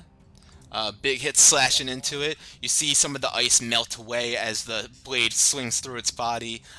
Bits of icicles fly off of it as well. Definitely looks like you did some massive damage to it right there. Did you want to move or do anything else? Hit, right? That was That was 2. just 1 hit. Oh yeah, go for it then. Yeah, I forgot. Yeah, buddy. For some reason, I thought that was 2. It's because I rolled 2 dice. That's a Yeah, 22, 22 will baby. hit. Go for it. And that is a 9 plus my d6. Yeah, you slash into it, and That's another 6. roll a 6 one more time. I just want to make sure that's not stuck on that. All right, cool. You just got unlucky, I guess. That's You insane, man. bastard. Heavy dice. 17. You All right. go back to Zorak, you're gonna get fucked, boy. So you slash right into this body, and you slash through the center of mass, and like I said, it puddles out from the sheer heat of the demon sword coming out from behind it, and falls to the ground. Pile of bones, of icy bones that just lies there. Cool. Roar over to the next one. You're next. Wilmore, you're up. It's gonna be level 1 Dissonant Whispers on the one next to Soul Rack. Yeah, because that's opportunity attack for him, right? Yeah. Mm-hmm. That's a 14 wisdom save. I rolled a 14. Eat it. So you get half. So you get what? That was that 6. Would you roll 13? Yep. So 6 points of 13, yeah. damage on that guy, and he does not run away. Anything else? Then I'm gonna move back to the tree. Okay, cool. Sanity.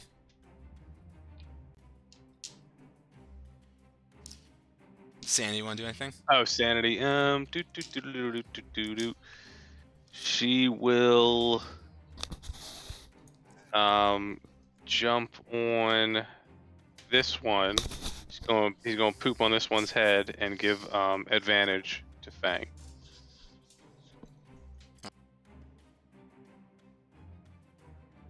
Are you talking? You're muted. You're not. I can't hear you. Oh yeah, Solrak, are you down 19 points? Yeah, I took some damage. Was it that much?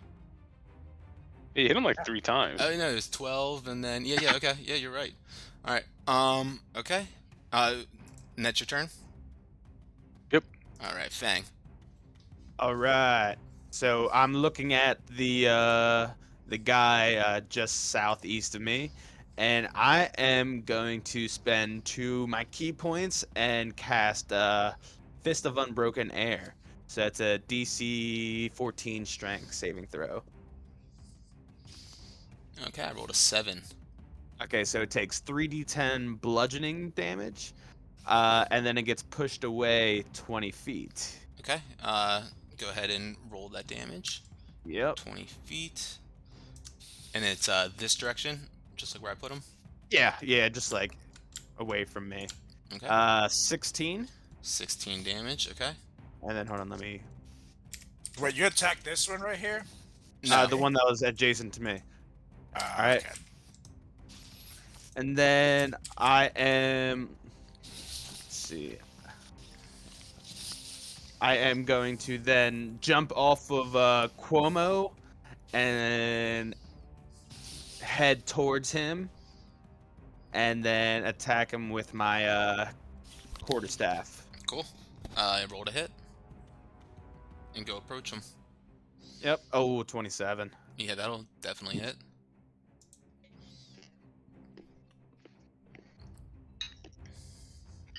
Ah, 6. Okay, 6 points of damage.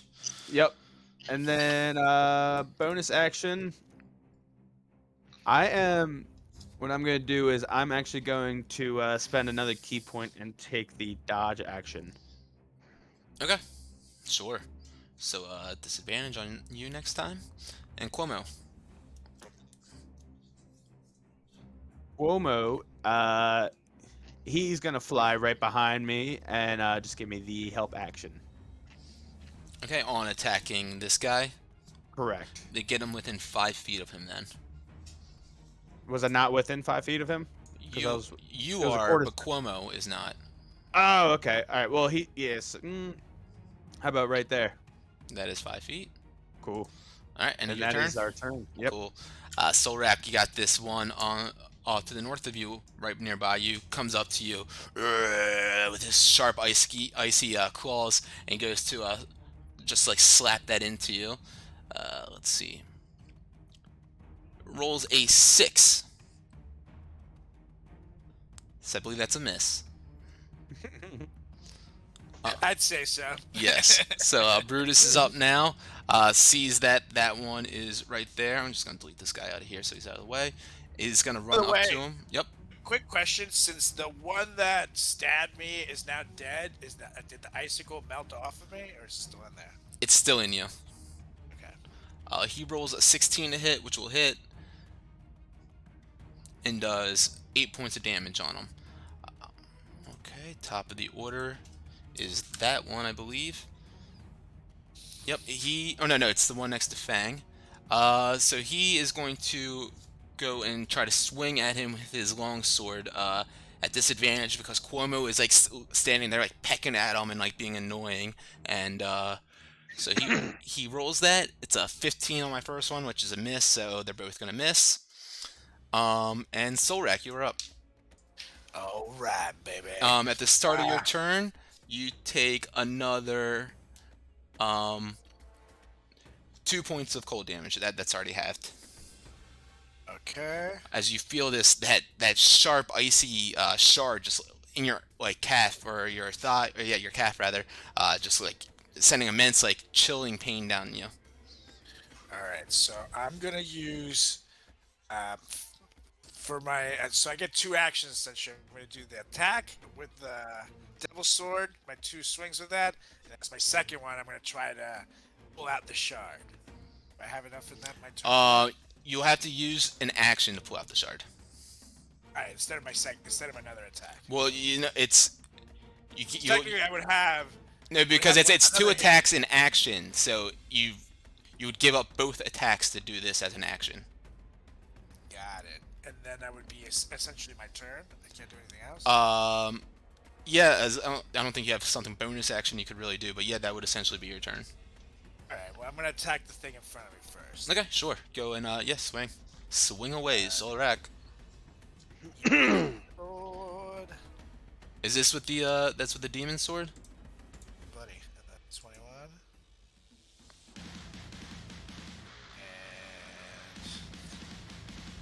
And You can hear that, right? Ha ha! That's sick. I didn't hear it. You don't hear the metal? And music. Oh yeah! It's playing twice on my speaker, so I gotta turn it off. All right. That 21 That's will awesome. hit. That's 11 So, damage. Roll another 11 d6. plus d6. So 13, 15 damage. 15 on the damage into first it. Yeah, you roll. see that warmth of the demon blade just kind of melt away a bunch of that ice again. It's definitely looking weak. Now hit number 2. And that is a 19. 19 will hit. And that is a 12. D6. 3, so 15, 17 here. And with that swing, you see that body collapse to the ground, split in half, and kind of starts puddling out into a little pool of water, and then slowly freezes in front of you once more, completely dead. Yeah! Bang, finish him! Yeah. First up is Wilmore and Sanity. I will run over and try to pull the shard out of his leg. Yes, make a medicine check for me, please. Medicine. 16. Easy enough. You rip that shard out. It's a nice, like, icy, sharp piece of this, like, skeletal's flesh. Yeah, it's completely out of him now. Bonus action, level 2 healing word on him. Oh, too kind. It's 8. Silrak, you feel that warming, radiant energy coming through Wilmore's fingertips. Or I guess it's healing word, so he speaks it to you. Yeah, and he does 8 healing back to you. Go. Enjoy it, baby cakes. I know I like you for a reason. Anything that Sanity does. Sanity's gonna jump over here, poop on his head, and give advantage. All right. Cuomo and Fang. All right. I am You have just going advantage on your to. first hit. Yep, I'm gonna attack with my quarterstaff. Okay. 26. Let's see if I 26 can will get hit. that 20. No. 26 Alright. will hit. And it'll be non-lethal damage. These things are undead. Or dead Okay. undead, Alright, so alright, yeah. never mind. Yeah, alright. Damn. Another 6. 6 damage. Yep. Okay. And then we'll hit him with the quarterstaff again. Sure. Oh, wait, hold on. That was damage. That's my bad. Shit. Come on. It was higher that time, at least. 16. I know, right? 16 just hits. Woo. Alright, there we go. 10. And how does Fang put this one down? Alright. So I give him just like a baseball swing with my quarterstaff right across the right side and pull it right back over my head and slash down right down on his head and just crack his ice skull as he just melts to the ground. Hell yeah. Fucking dope. And that ice just shatters in front of you, splintering off a little bit. Yeah, actually, you guys see that these 3 corpses that were lying here around this campfire, something happened to them where they were afflicted and they turned into this icy skeletal corpse. I go regroup with the others, and guys, I think that could have been part of that blue evil. I think those are the dead corpses from the blue evil. I mean, it just makes sense. The blue evil, he, Beldora. Beldora. Yeah, well, Beldora was saying that the blue evil likes to strike while adventurers are camping when they're most vulnerable. And here we are around a campsite. I mean, I'm just putting 2 and 2 together, guys, but hear me out. Maybe we try and bait the blue evil in camping out. And Solrak, I don't like putting you up, but you do have that new scent You're a of yours. werewolf. Yeah, exactly. You got the scent. You have the senses, so to say. Oh, wait, what's that, Chatterton? Now you asking the werewolf for help? Oh Is that no, what I'm personally, hearing? I think we should go back because today's going to be a full moon. So if we camp and you turn into a Lycan, Hey, Chaddington, I will camp with Solrak in a tent, and I'll I don't try think and you're- I'll I try actually and don't calm think them you should down. do that. I think, Hey, guys. I'm willing to take one for the team. well, But I think I- if we're going to do it, Well, we set a trap. and you're right. Why don't We're you standing in the trap? and Cuomo fly above while Solrak sleeps, and I can just kind of hang out with my little invisibility. Exactly. That's not a bad idea either. There's no need to put yourself at risk just because. But the only thing is, you don't think the Blue Evil will spot Cuomo's gargantuan wingspan in the air? I mean, that might deter it. Is there That's any high large enough. trees around here that you can perch on? Actually, now that I think about it, with Cuomo's foliage, he might be able to blend into the night sky. If There you stay go. high enough, I Chaddington, I think that's our best idea. So we'll set up camp, maybe even put a fire in that little pile in the center there, and go from there, guys. However, let it be known that if any of us get caught by this beast, I think we should make a pact. Can't allow the other to live. Well, I So think how does that turn? They needed fire, or else it would be consumed by the cold.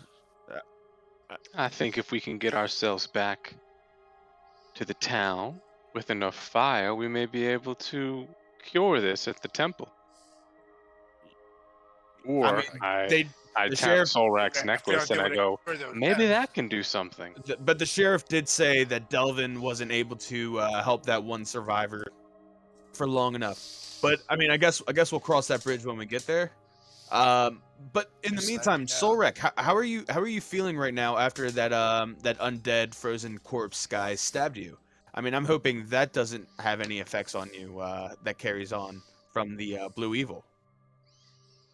How do I feel? Make a medicine check. Just had to ask, didn't you, fucker? I have to look out for you, no matter how hard you are on me. No. Rather not. No. Just said a medicine. And I'm dead. 11. 11? What the fuck is this AoE? Oh, I don't know how I did that. That is Delete. massive. I'll delete it. How do I delete it? I was like, How do I oh delete shit, it? it's fucking here I already. bet. It's here. We're dying. No, Solrak, you definitely, caused a bit of pain, and you can see, like, around the wound was definitely, like, some discoloration of your skin, where it was starting to, look like it had that icy texture to it. Just a small, like circumference around the wound, but you don't feel that pain or cold sensation in your wound anymore, especially after Wilmore healed you. Okay, so I'm good. Well, if you start to feel a little weird, just let us know. But yeah, I definitely think. I mean, what do you guys want to do from here? Just hang out here, set up shop. I think if you guys don't mind, I'd like to have a little seance for a quick minute. Will it be a quick minute? Oh, it'll be about an hour. That's fine. I'll work on my helmet for an hour. Oh, you have to like sit with me. You can't do anything for an hour but hang out. I turn back to Cuomo and say to him, if anything approaches us, you wake me up. And I proceed to join them in the seance. Sit by the fire? Well, it's a level 2, so I guess just me and Fang are all that need. I think I only need 2 people, including myself. So yeah, so that should be fine. Yeah, well, I'll stay guard. Alrighty then. And we're just gonna do Wither and Bloom. The flower dies and comes back and all that jazz. Favorite spell, isn't it? Yeah, it is. It's pretty sweet. It is. It's heal and damage in the same turn. That's not bad. Can't go wrong with that. Nope. Best of both worlds. So, you guys sit around for an hour, like kind of yawning to yourselves and shivering a bit in this cold. Sitting around, these piles of like what were once corpses, but is now like melted, just like ice sitting there, and it's like kind of strange. Like this was once obviously a living creature. Now it's just like a puddle of ice. Definitely gives you a little bit of a eerie, strange feeling. But yeah, Wilmore performs that ritual. The flower kind of shrinks into Wilmore's skull or Fillmore's skull, and yeah, that hour has gone by. Is it still the day? Yeah, it's like 1:30, 2 o'clock, 1 o'clock, 2 o'clock. Yeah. Hmm. Well, if we're just gonna hang out here, should we just do a short rest before we That's not a bad set idea. the I can trap? take a little Not a nappy. bad idea. And I guess nappy? while I do my short rest, I'll read up on my tome. And I could do an hour on my helmet. Okay. So you guys are all sitting around the campfire, or like where there was once a campfire at least. I'll make a campfire out of You it. make it a campfire. Awesome. So Wilmore makes a little spectral fire appear in the center there, giving you guys a little bit of warmth. And yeah, sitting there around there doing, nothing too crazy or whatnot, just lounging and maybe working on small items. But about 25, 30 minutes into this short rest, you guys hear a little bit of skittering in the trees behind you to the north. Yeah. You guys hear that, right? I try to see exactly where it's coming from. I try to use my hearing and smell. Yeah, you can make a perception with advantage if you're using hearing and smell. Give us something. 17. Yeah, so you heard what sounded like a small kind of creature, an animal maybe, running around in the snow and past, maybe it sounded like it was jumping out of a tree even. You heard a couple of like leaves and branches looking, falling about. I hop on Cuomo's back, yell hip hip, and then we fly up about how tall are these trees? Oh, Roughly? they're fairly tall trees. I mean, they're like they're higher than a Georgia pine. It's like 80 feet tall, maybe. Gotcha. I mean, we'll be floating around 50 feet, and he's just gonna circle around like the campsite. Before they go up, I'm gonna cast Tail of the Clever Animal or Tail of Sanity on Fang, so advantage on Intelligent, Wisdom, and Charismas. And then I'm gonna roll another D8. All right.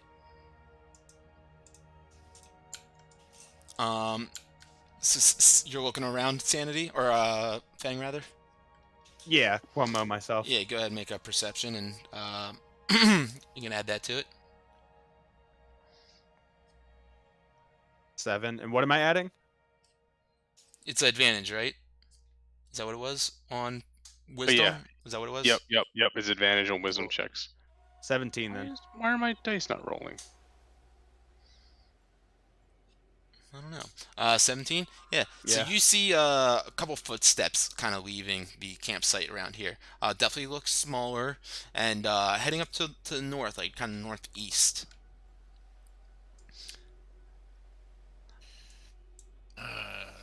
That's all I see. Yeah, I mean, when you get up there too, because you're flying up, you see like kind of past the trees and whatnot. What looks like a mountain edge, like an edge of a cliff or something like that too. Gotcha. By the way, were we able to fit the short rest, or is this happening during it? This happened during it. Okay, cool. All right. No shorty. Based off of where I'm at right now, 50 feet in the air, can I see that these footprints are in fact like human shoe prints, and like how big are they? You can get a little bit closer to kind of discern that. Yeah, I guess I'll drop half of 25 feet. Sure. feel like You're looking down there, and yeah, you can definitely tell that they look like they come from a bipedal creature. Definitely smaller. They paw prints? Are they like hooves? From what Feet? you can tell, it's kind of hard with the way the snow has drifted and blown. You can't like make out like the shape of like toes or the actual. You can just see that there's small bipedal footprints. The way that the walking looks. Gotcha. I don't think it's the creature, you guys. There's something here. Because the creature's supposed to be about 15 feet, in fact. No, that was the crimson evil. This blue guy actually, I thought Supposed to be small. Beldora said this thing was rather small. Yeah, so you're right. So this is the creature. Well, Nearby. we don't know, but stay vigilant, guys. Cuomo and myself will stay in the air. Actually, Cuomo, why don't you go back up to where we were? Yeah. Cuomo flies up, taking an active look. Or Solrak, what are you doing? I'm Because you're the one that heard the skittering about initially. exactly. So I'm going to walk over to where I heard it and start following along that trail. Sure. So you would probably have heard it close to like, oh, that's a thick line. This area. Okay, so I'll come over and say, Chaddington, stay close. And I'll kind of like hover in between. Like Cuomo will kind of float above him too. I'm gonna also put Brutus on the scent, so we're both gonna team up and try to smell the footprints and try to find this thing. Okay. Yeah. Make a You can do that. Perception with advantage. Drew a blank for a second. 14. 14. Sure. Let me do Brutus's real quick.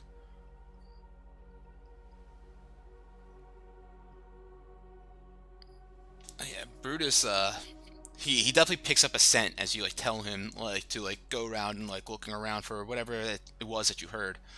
You feel like this like cool breeze kind of blow by the trees and everything. See like piles of snow knock off the branches and the leaves, and jumping down from one of the trees as that wind blows by, you see what looks like a tiny like weasel.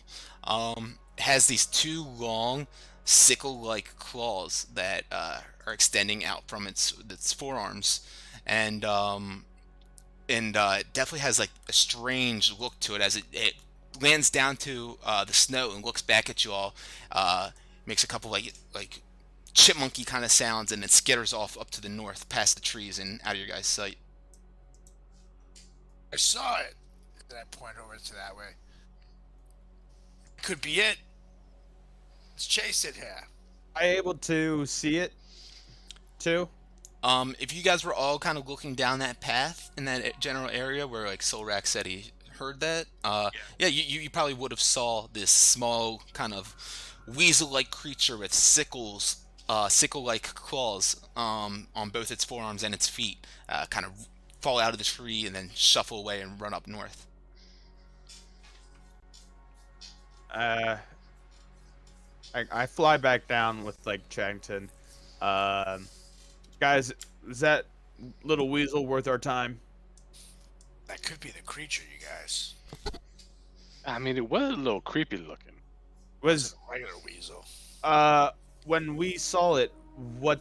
I mean, other than sickle claws, I mean, was it blue? Did it have the pointy ears like Beldora had mentioned? Was I able to see that? No, I mean, all that you could kind of pick up and see from it is that it had weasel-like qualities for the most part. Yeah, like you couldn't see close enough if it had like the black claws or the pointy ears that Beldor mentioned. All that you could really totally make out is that it was like very weasel-like, but the claws on it were like sickles coming off of it, single long sickles. Like they didn't look natural to a weasel. Yeah, if you guys look in the game log, I sent a picture. I'm not sure if you saw that. You can click on it. You can click on it and blow it up too. Oh shit! What is that thing? So, yeah, that picture helps. That thing is creepy. Hmm. All right, Cuomo, follow it. So Yeah, he's you yell at gonna- Cuomo to begin following. Cuomo can make a survival check. Yep, and he's going to fly back to about let's say 40 feet. So hold on. You said Cuomo make the survival check? Yeah, if Cuomo is going after and actively looking for Yep. it, yeah. So survival, that is wisdom. So I'm going that 5. one. Or no, that's 4 plus 1. Gotcha. Yeah. So yeah, Cuomo goes to try to find it and can't pick up any sort of scent or smell or see any tracks that it has left in the snow behind it. It almost seems like this thing, this weasel-like creature, it's just disappeared almost. I fly back to the campsite. I wonder if it buried in the snow or something. If it is the right creature, it clearly has some kind of dominion over ice and the sort. Should we go back to doing what we were doing? See if it Just maybe wait comes for back? it to come back. Yep. It's not a bad idea. But, maybe we should set a trap. Like the actual one that trap we to thought- grab it. Because it doesn't look that small, but it's clearly fast. I mean, it doesn't look that big, but it's clearly fast.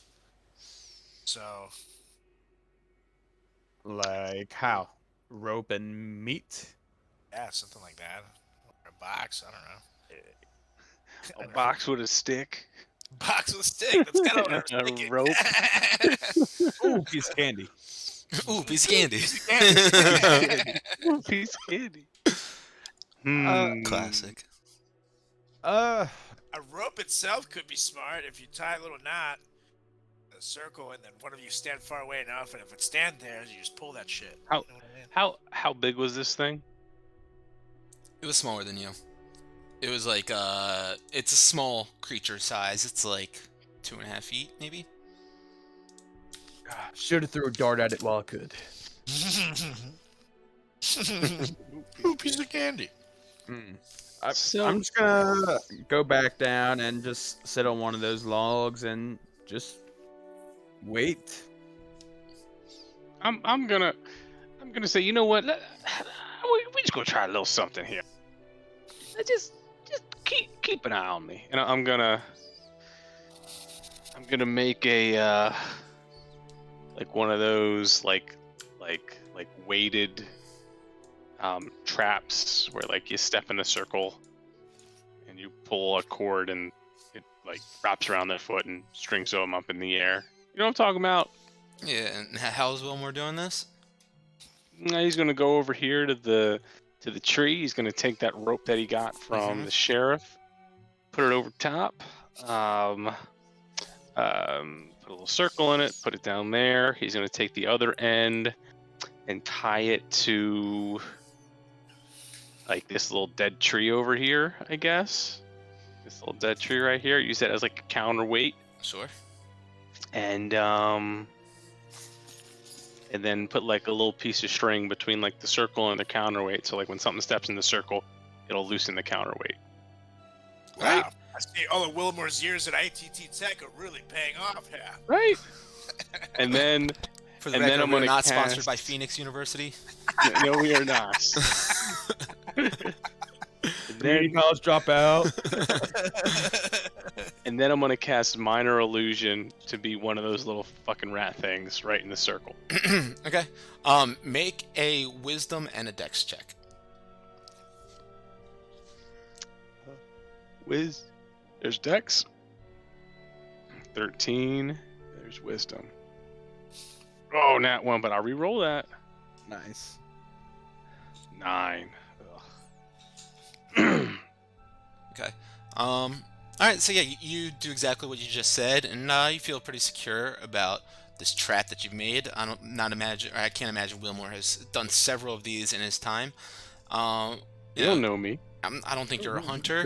Not the body type for it, or trapping other people or things. I'd love to see the little 3-foot Wilmore drag like his bounty behind him. Yep. But yeah, so you believe that you've done this to the best of your ability at least. and then I do the minor illusion of the thing right where it's supposed to be. Sure. Then I go back and take a short rest. How long does minor illusion last? It's like 5 minutes, isn't it? No, It's 1 minute. 1 minute. Then I just sit there and I guess I keep doing it. 30 feet. As far as 30 feet from there. You won't be able to do that and do your short rest. Keep casting I it. know. Okay. I know. So I'm assuming, are we going to short rest or not, guys? $1 million question. Not all of us. Bunch of bitches. What? Like you're the only one down health soul rack and you guys need a short rest? I want to get my I was about to say, inspiration and my spell slots back. I can stay up. It's been 2 hours in the day. I'm tired. Wrong. You said it was like by now it's probably 2 p.m. Yeah, by now. You know what? You know what? Yeah, I'm gonna hide underneath this rock and just continually cast minor illusion on my trap. Hey, See they if that found thing that comes taking naps in the middle of the day increases productivity and overall life happiness. Okay. We learned that at the University of Phoenix. So So I slept through all my classes. no, that's Strayer Still got a University. degree. So all right. So you guys are taking your short rest then. So Rack and Fang and Wilmore, you're gonna keep on casting this. Yep, I'm gonna keep on casting. Okay.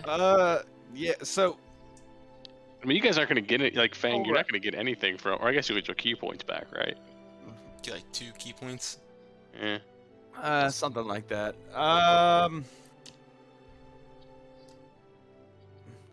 Perhaps Cuomo.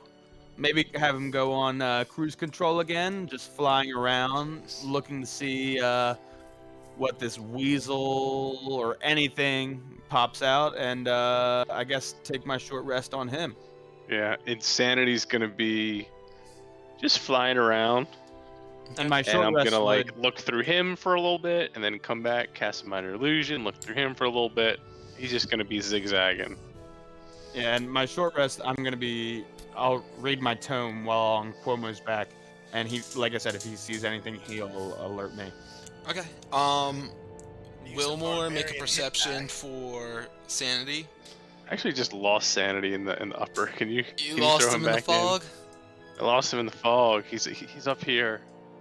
Yeah, I'll put a what do I do? It's extras. Yeah, it's Yeah. extras. Sanity, perception +3. Hey, did that roll? Yeah, you got a 7 total. Nate, I didn't know you could put GIFs in there. Oh yeah. So Fang, roll a what did I say? A wisdom check. Wisdom check. Or no, last time you did intelligence. Oh yeah, yeah. I would like to take wisdom, but that's Nah, that's what I intelligence did is for right. Intelligence. 2. Man, that was on a fucking nat 22. It'd be God like that. damn. All right, so you guys are kind of sitting around taking this short rest. Solrak is kind of pouting to himself, like you. And Sanity checking on about the north up here. Can't really find anything too much more than you guys have already seen. Sees this like rocky wall that's like makes up this the mountain edge up to the north. Fang, you're reading the tome. You're getting out of it just as much, pretty much, as you got last night. You're rereading mostly the same pages that you've already read, just trying to take it all back in. You're getting some knowledge in, but you know, you're pretty much just kind of rereading everything that you've already read. Well, everyone just roll me a survival check. See if you guys get through the short rest. 12. 11. Wilmore. There we go. Okay. So about 30 minutes goes by, and you guys are just sitting here doing this like downtime activity. Wilmore constantly casting this minor illusion of this ferret-like creature, this very strange weasel with these long, sharp claws. And another 30 minutes goes by after that, and you know the weasel never comes back around. Don't really hear any or feel any signs of any other creatures in the vicinity. You guys take that short rest. And yeah, after you guys take that short rest, is there anything that you do? I wake up.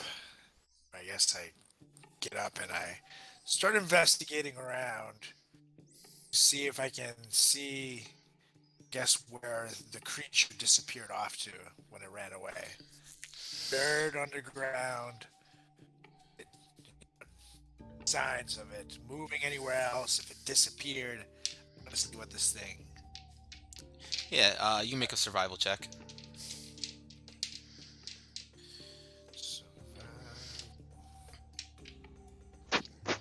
Damn it, a 9.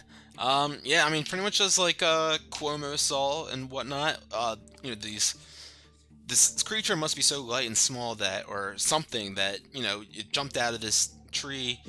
You don't really see any footprints or any trail of it or any signs of it left behind.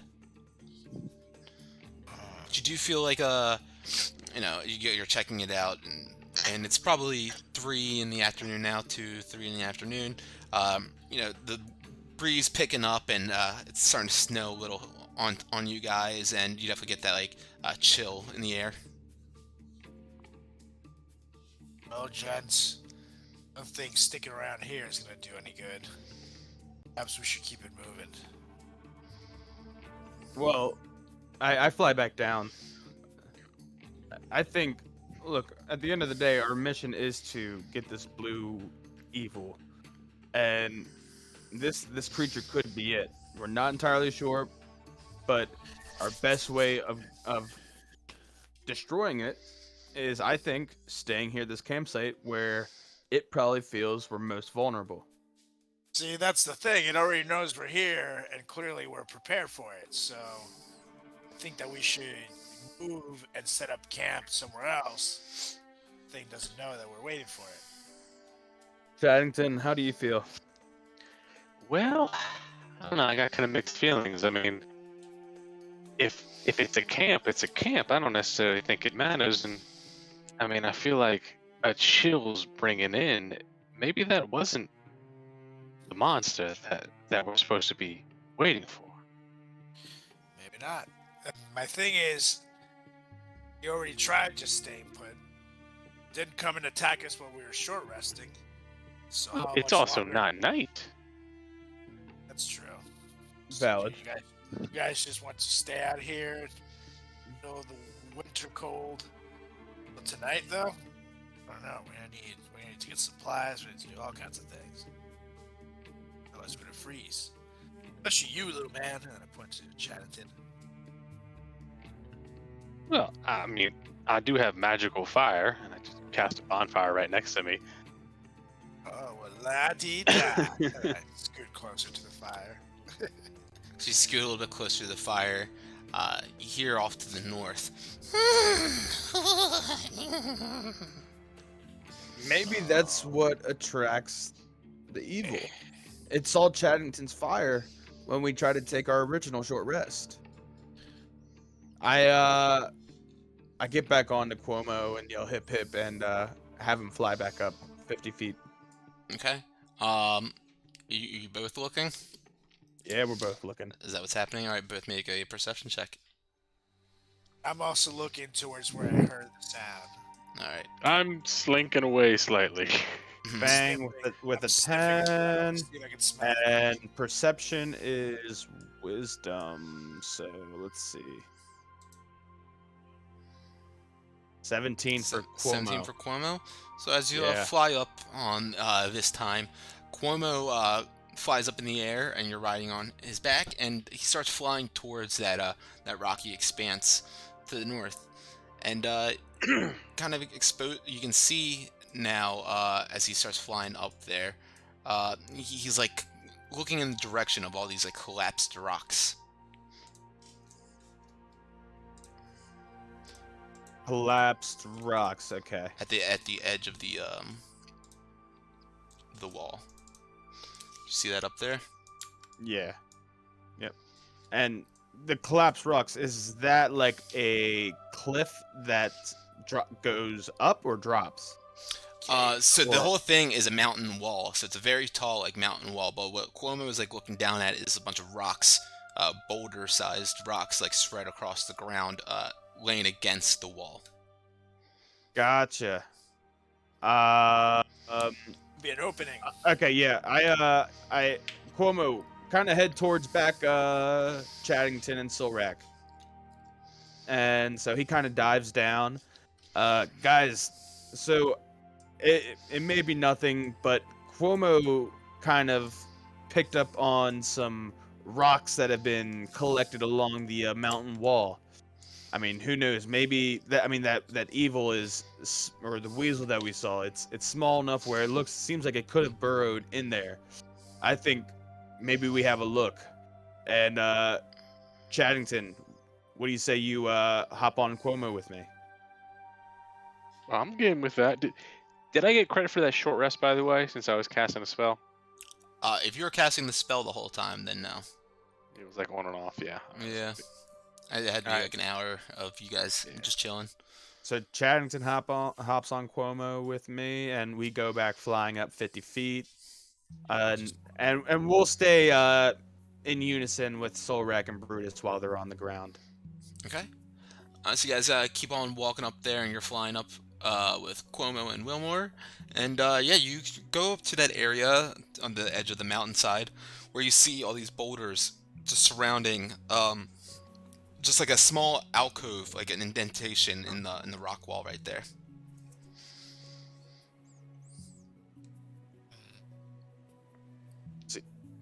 Chaddington, you see that? Maybe have Sanity go in there. Yep. Yeah, I was like, just don't let me fall real quick. I got you, buddy. And then eyes roll back. Sanity will kind of go around the hole a little bit. Okay. Sandy's going in one of the holes, or trying to squeeze Oh, in through. there's a lot of holes. Or is it No, just no. the one So big there's like a small opening, just like that you can pretty much be able to Just see like right inside here. of this like entrance. Yeah, pretty much. Yeah. So she's not gonna go in immediately. She'll fly around the hole a little bit and then kind of sneak in. Okay. Yeah. You get to She's the edge nothing. of the wall there, and yeah, she gets inside, and it's very dark inside. Can't really see anything. Just complete darkness, as obviously there's no sunlight going in there except for in that entrance, in that very small hole as well. Solrak, you wouldn't happen to smell anything, would you? Let me check. And then I try to take a whiff. With advantage. Buddy. So, 18 and 16. That's very 18.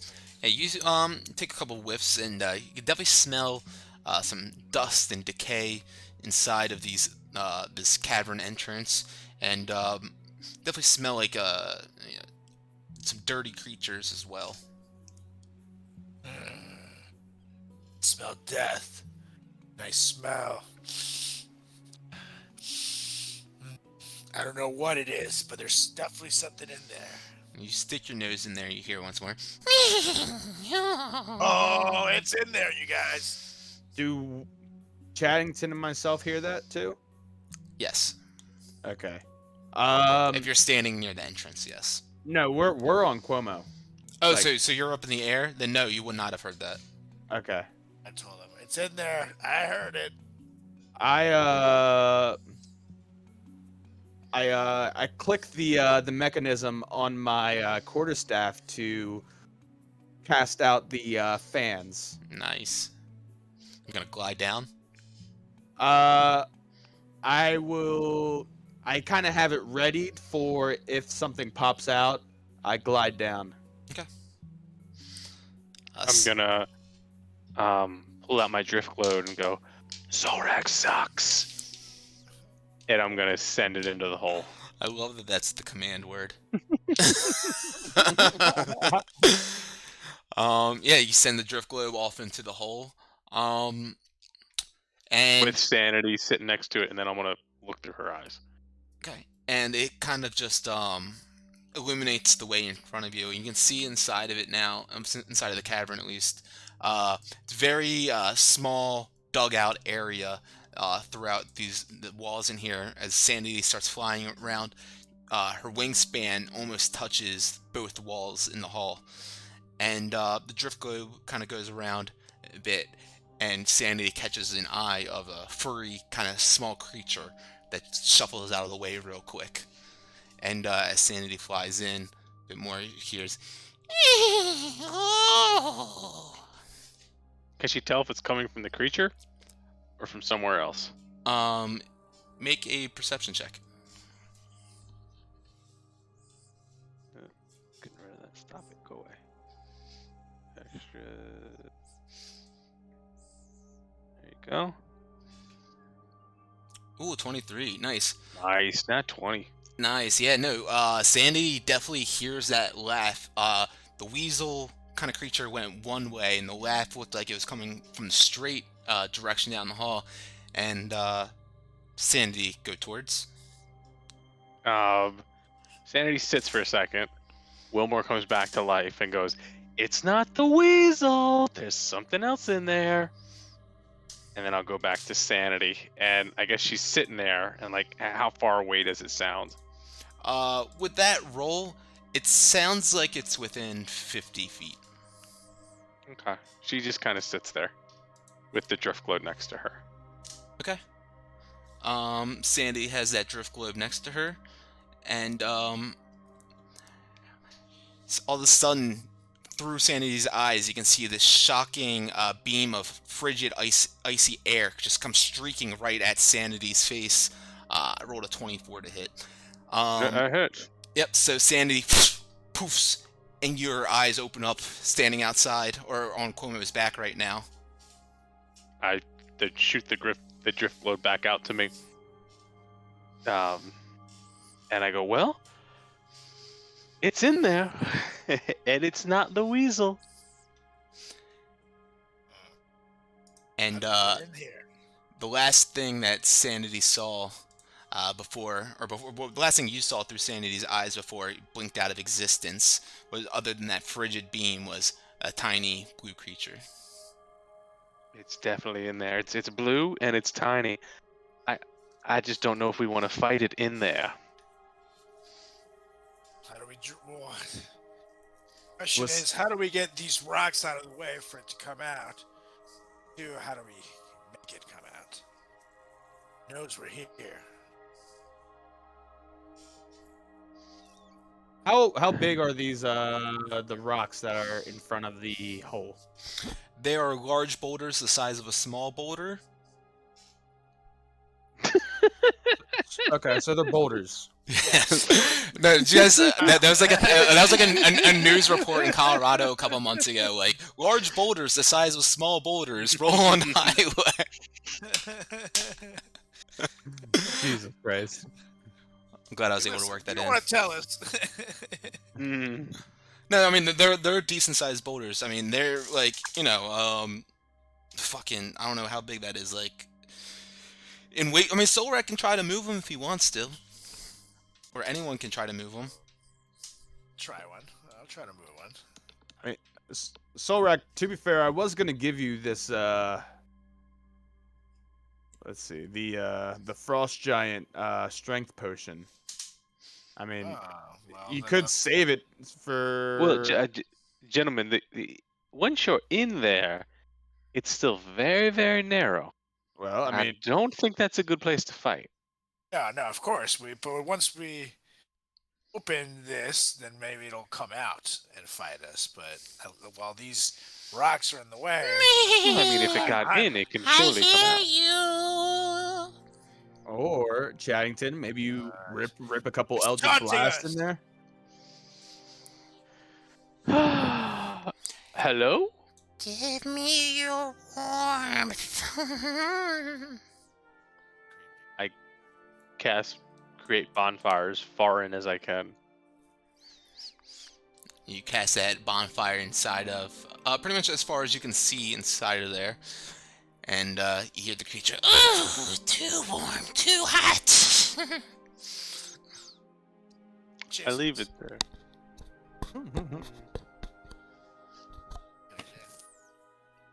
You add more? Maybe draw it out that way. They can only make one. Maybe cast it right at the entrance. I try that. I cast it at the entrance. Shoot back, Solrak. You cast it at the entrance, and you see this spectral flame just appear there. It's floating right there in front of you guys, essentially, but melting away a little bit of that snow that's sitting on the rocks and boulders, but having no effect really outside of that. Maybe I just start chopping wood, and I cast a message to Solrak and Fang like separately, and I go, "It can hear us. Let's smoke it out." I just start like trying to pull apart this. It looks like I'm assuming this is a dead tree on the ground. Yeah, that's a dead tree right there. Yep.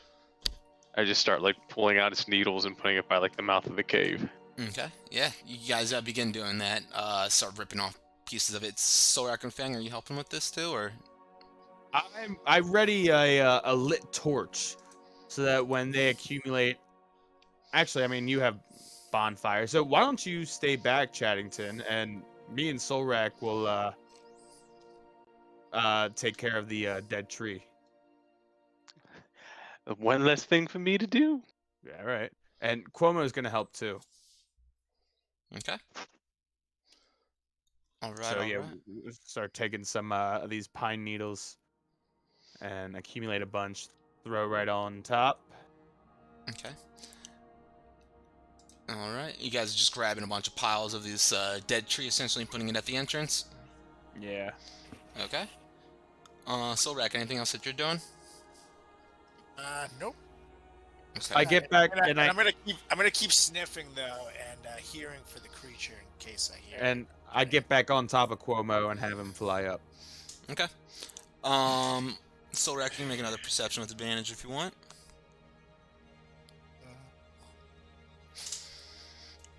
And so, are you like stoking these flames right now with these dead leaves and vegetation and whatnot? Imagine Chaddington's casting bonfire on that thing. Yeah, I would have cast bonfire like right below it, so they all catch on fire, and then I would say, Fang and Cuomo, you should like waft the fire with your big ass wings into the cave. That's not a bad idea. So we fly down, and I'll be right there. Cuomo will be like at the other corner. Cuomo uses its wings, and I'm using my the fan sticking out of my quarterstaff, and Okay. we're blowing it or fanning it. So Cool. hopefully it accumulates smoke, Yeah. and we're staying. Yeah, just I guess. Am I able to ready an attack if I were to see it, even though I had already said I want to ready No, gliding, ready fight one I'm on the thing. ground? Yeah. I mean, Okay. if that's not applicable anymore, then you can ready something else. Okay, yeah, so I'll ready an attack for if I see him Okay. within yeah. Sure. So you begin fanning this flame, and the smoke is billowing. It's building up high. You're pushing it into the entrance of the cave here. You definitely see a lot of this thick black smoke pushing in there, and you're watching it fill in the space, right? And out of the cave, you feel this gust of cold breeze just fly out of that hole, and it flows right by you and Cuomo, and past Solrak and Brutus and Wilmore, and you guys see that weasel, which it blows by you in the form of an Arctic wind and a cold chill out of that hole, and tumbles in the air and lands on its feet in its weasel form, and you see it with its two sickles. And that's what we'll call it tonight. Yeah, man, this motherfucker. All right. Die. That's what you Die, think. weasel. I don't know. I feel like there's something else in there. And I definitely feel like there's something else in there too. Yes. Well, let's kill the weasel first. I don't know. Maybe the weasel's gonna be our new side character friend. Sounds I good. like that. Oh, that'd be so much better than Solrak. mean Brutus. Whatever. Nah. You guys ain't ready for the weasel. Nah, not ready for the wheeze. He's gonna get up in you. He's gonna get Little up in you. Wheezy. Not that little Wheezy. All right, good game though, guys. Took care of some stuff in town. Definitely learned a couple things from the sheriff, and he offered you guys deputism if you guys deputize you guys if you are able to acquire a Frost Giant's head or kind of patrol Ice Windale for him and keep an eye out for Bryn Shandir and make sure it stays protected. Kind of got some things under wraps, learned about these dwarves who had these iron ingots delivering to the black iron blades, and one of the poor dwarves met his fate from a strange crimson beast who tore him limb from limb. So you guys want to recover those ingots, of course, and yeah, but you guys have made it out here on the course of finding this blue creature. I don't know. We got a weasel at least. Let's see if there's a blue creature. That's all you need is a weasel. Good shit, guys. Weasel equals ratings. That's what I hear. All right. All right, everybody. Yeah. Is there anything else before we call it a night? I'm out. Cool. Well, good game, guys.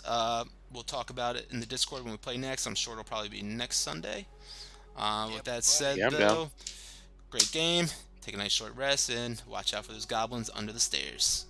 Yeah. Later, Gators. And Peace thank out, you, Jeff y'all. Greenspan, for the theme song. I'm going to play it again right now, actually, because it's pretty sweet. All right. It is. Peace out, guys. Much love. See ya. See ya.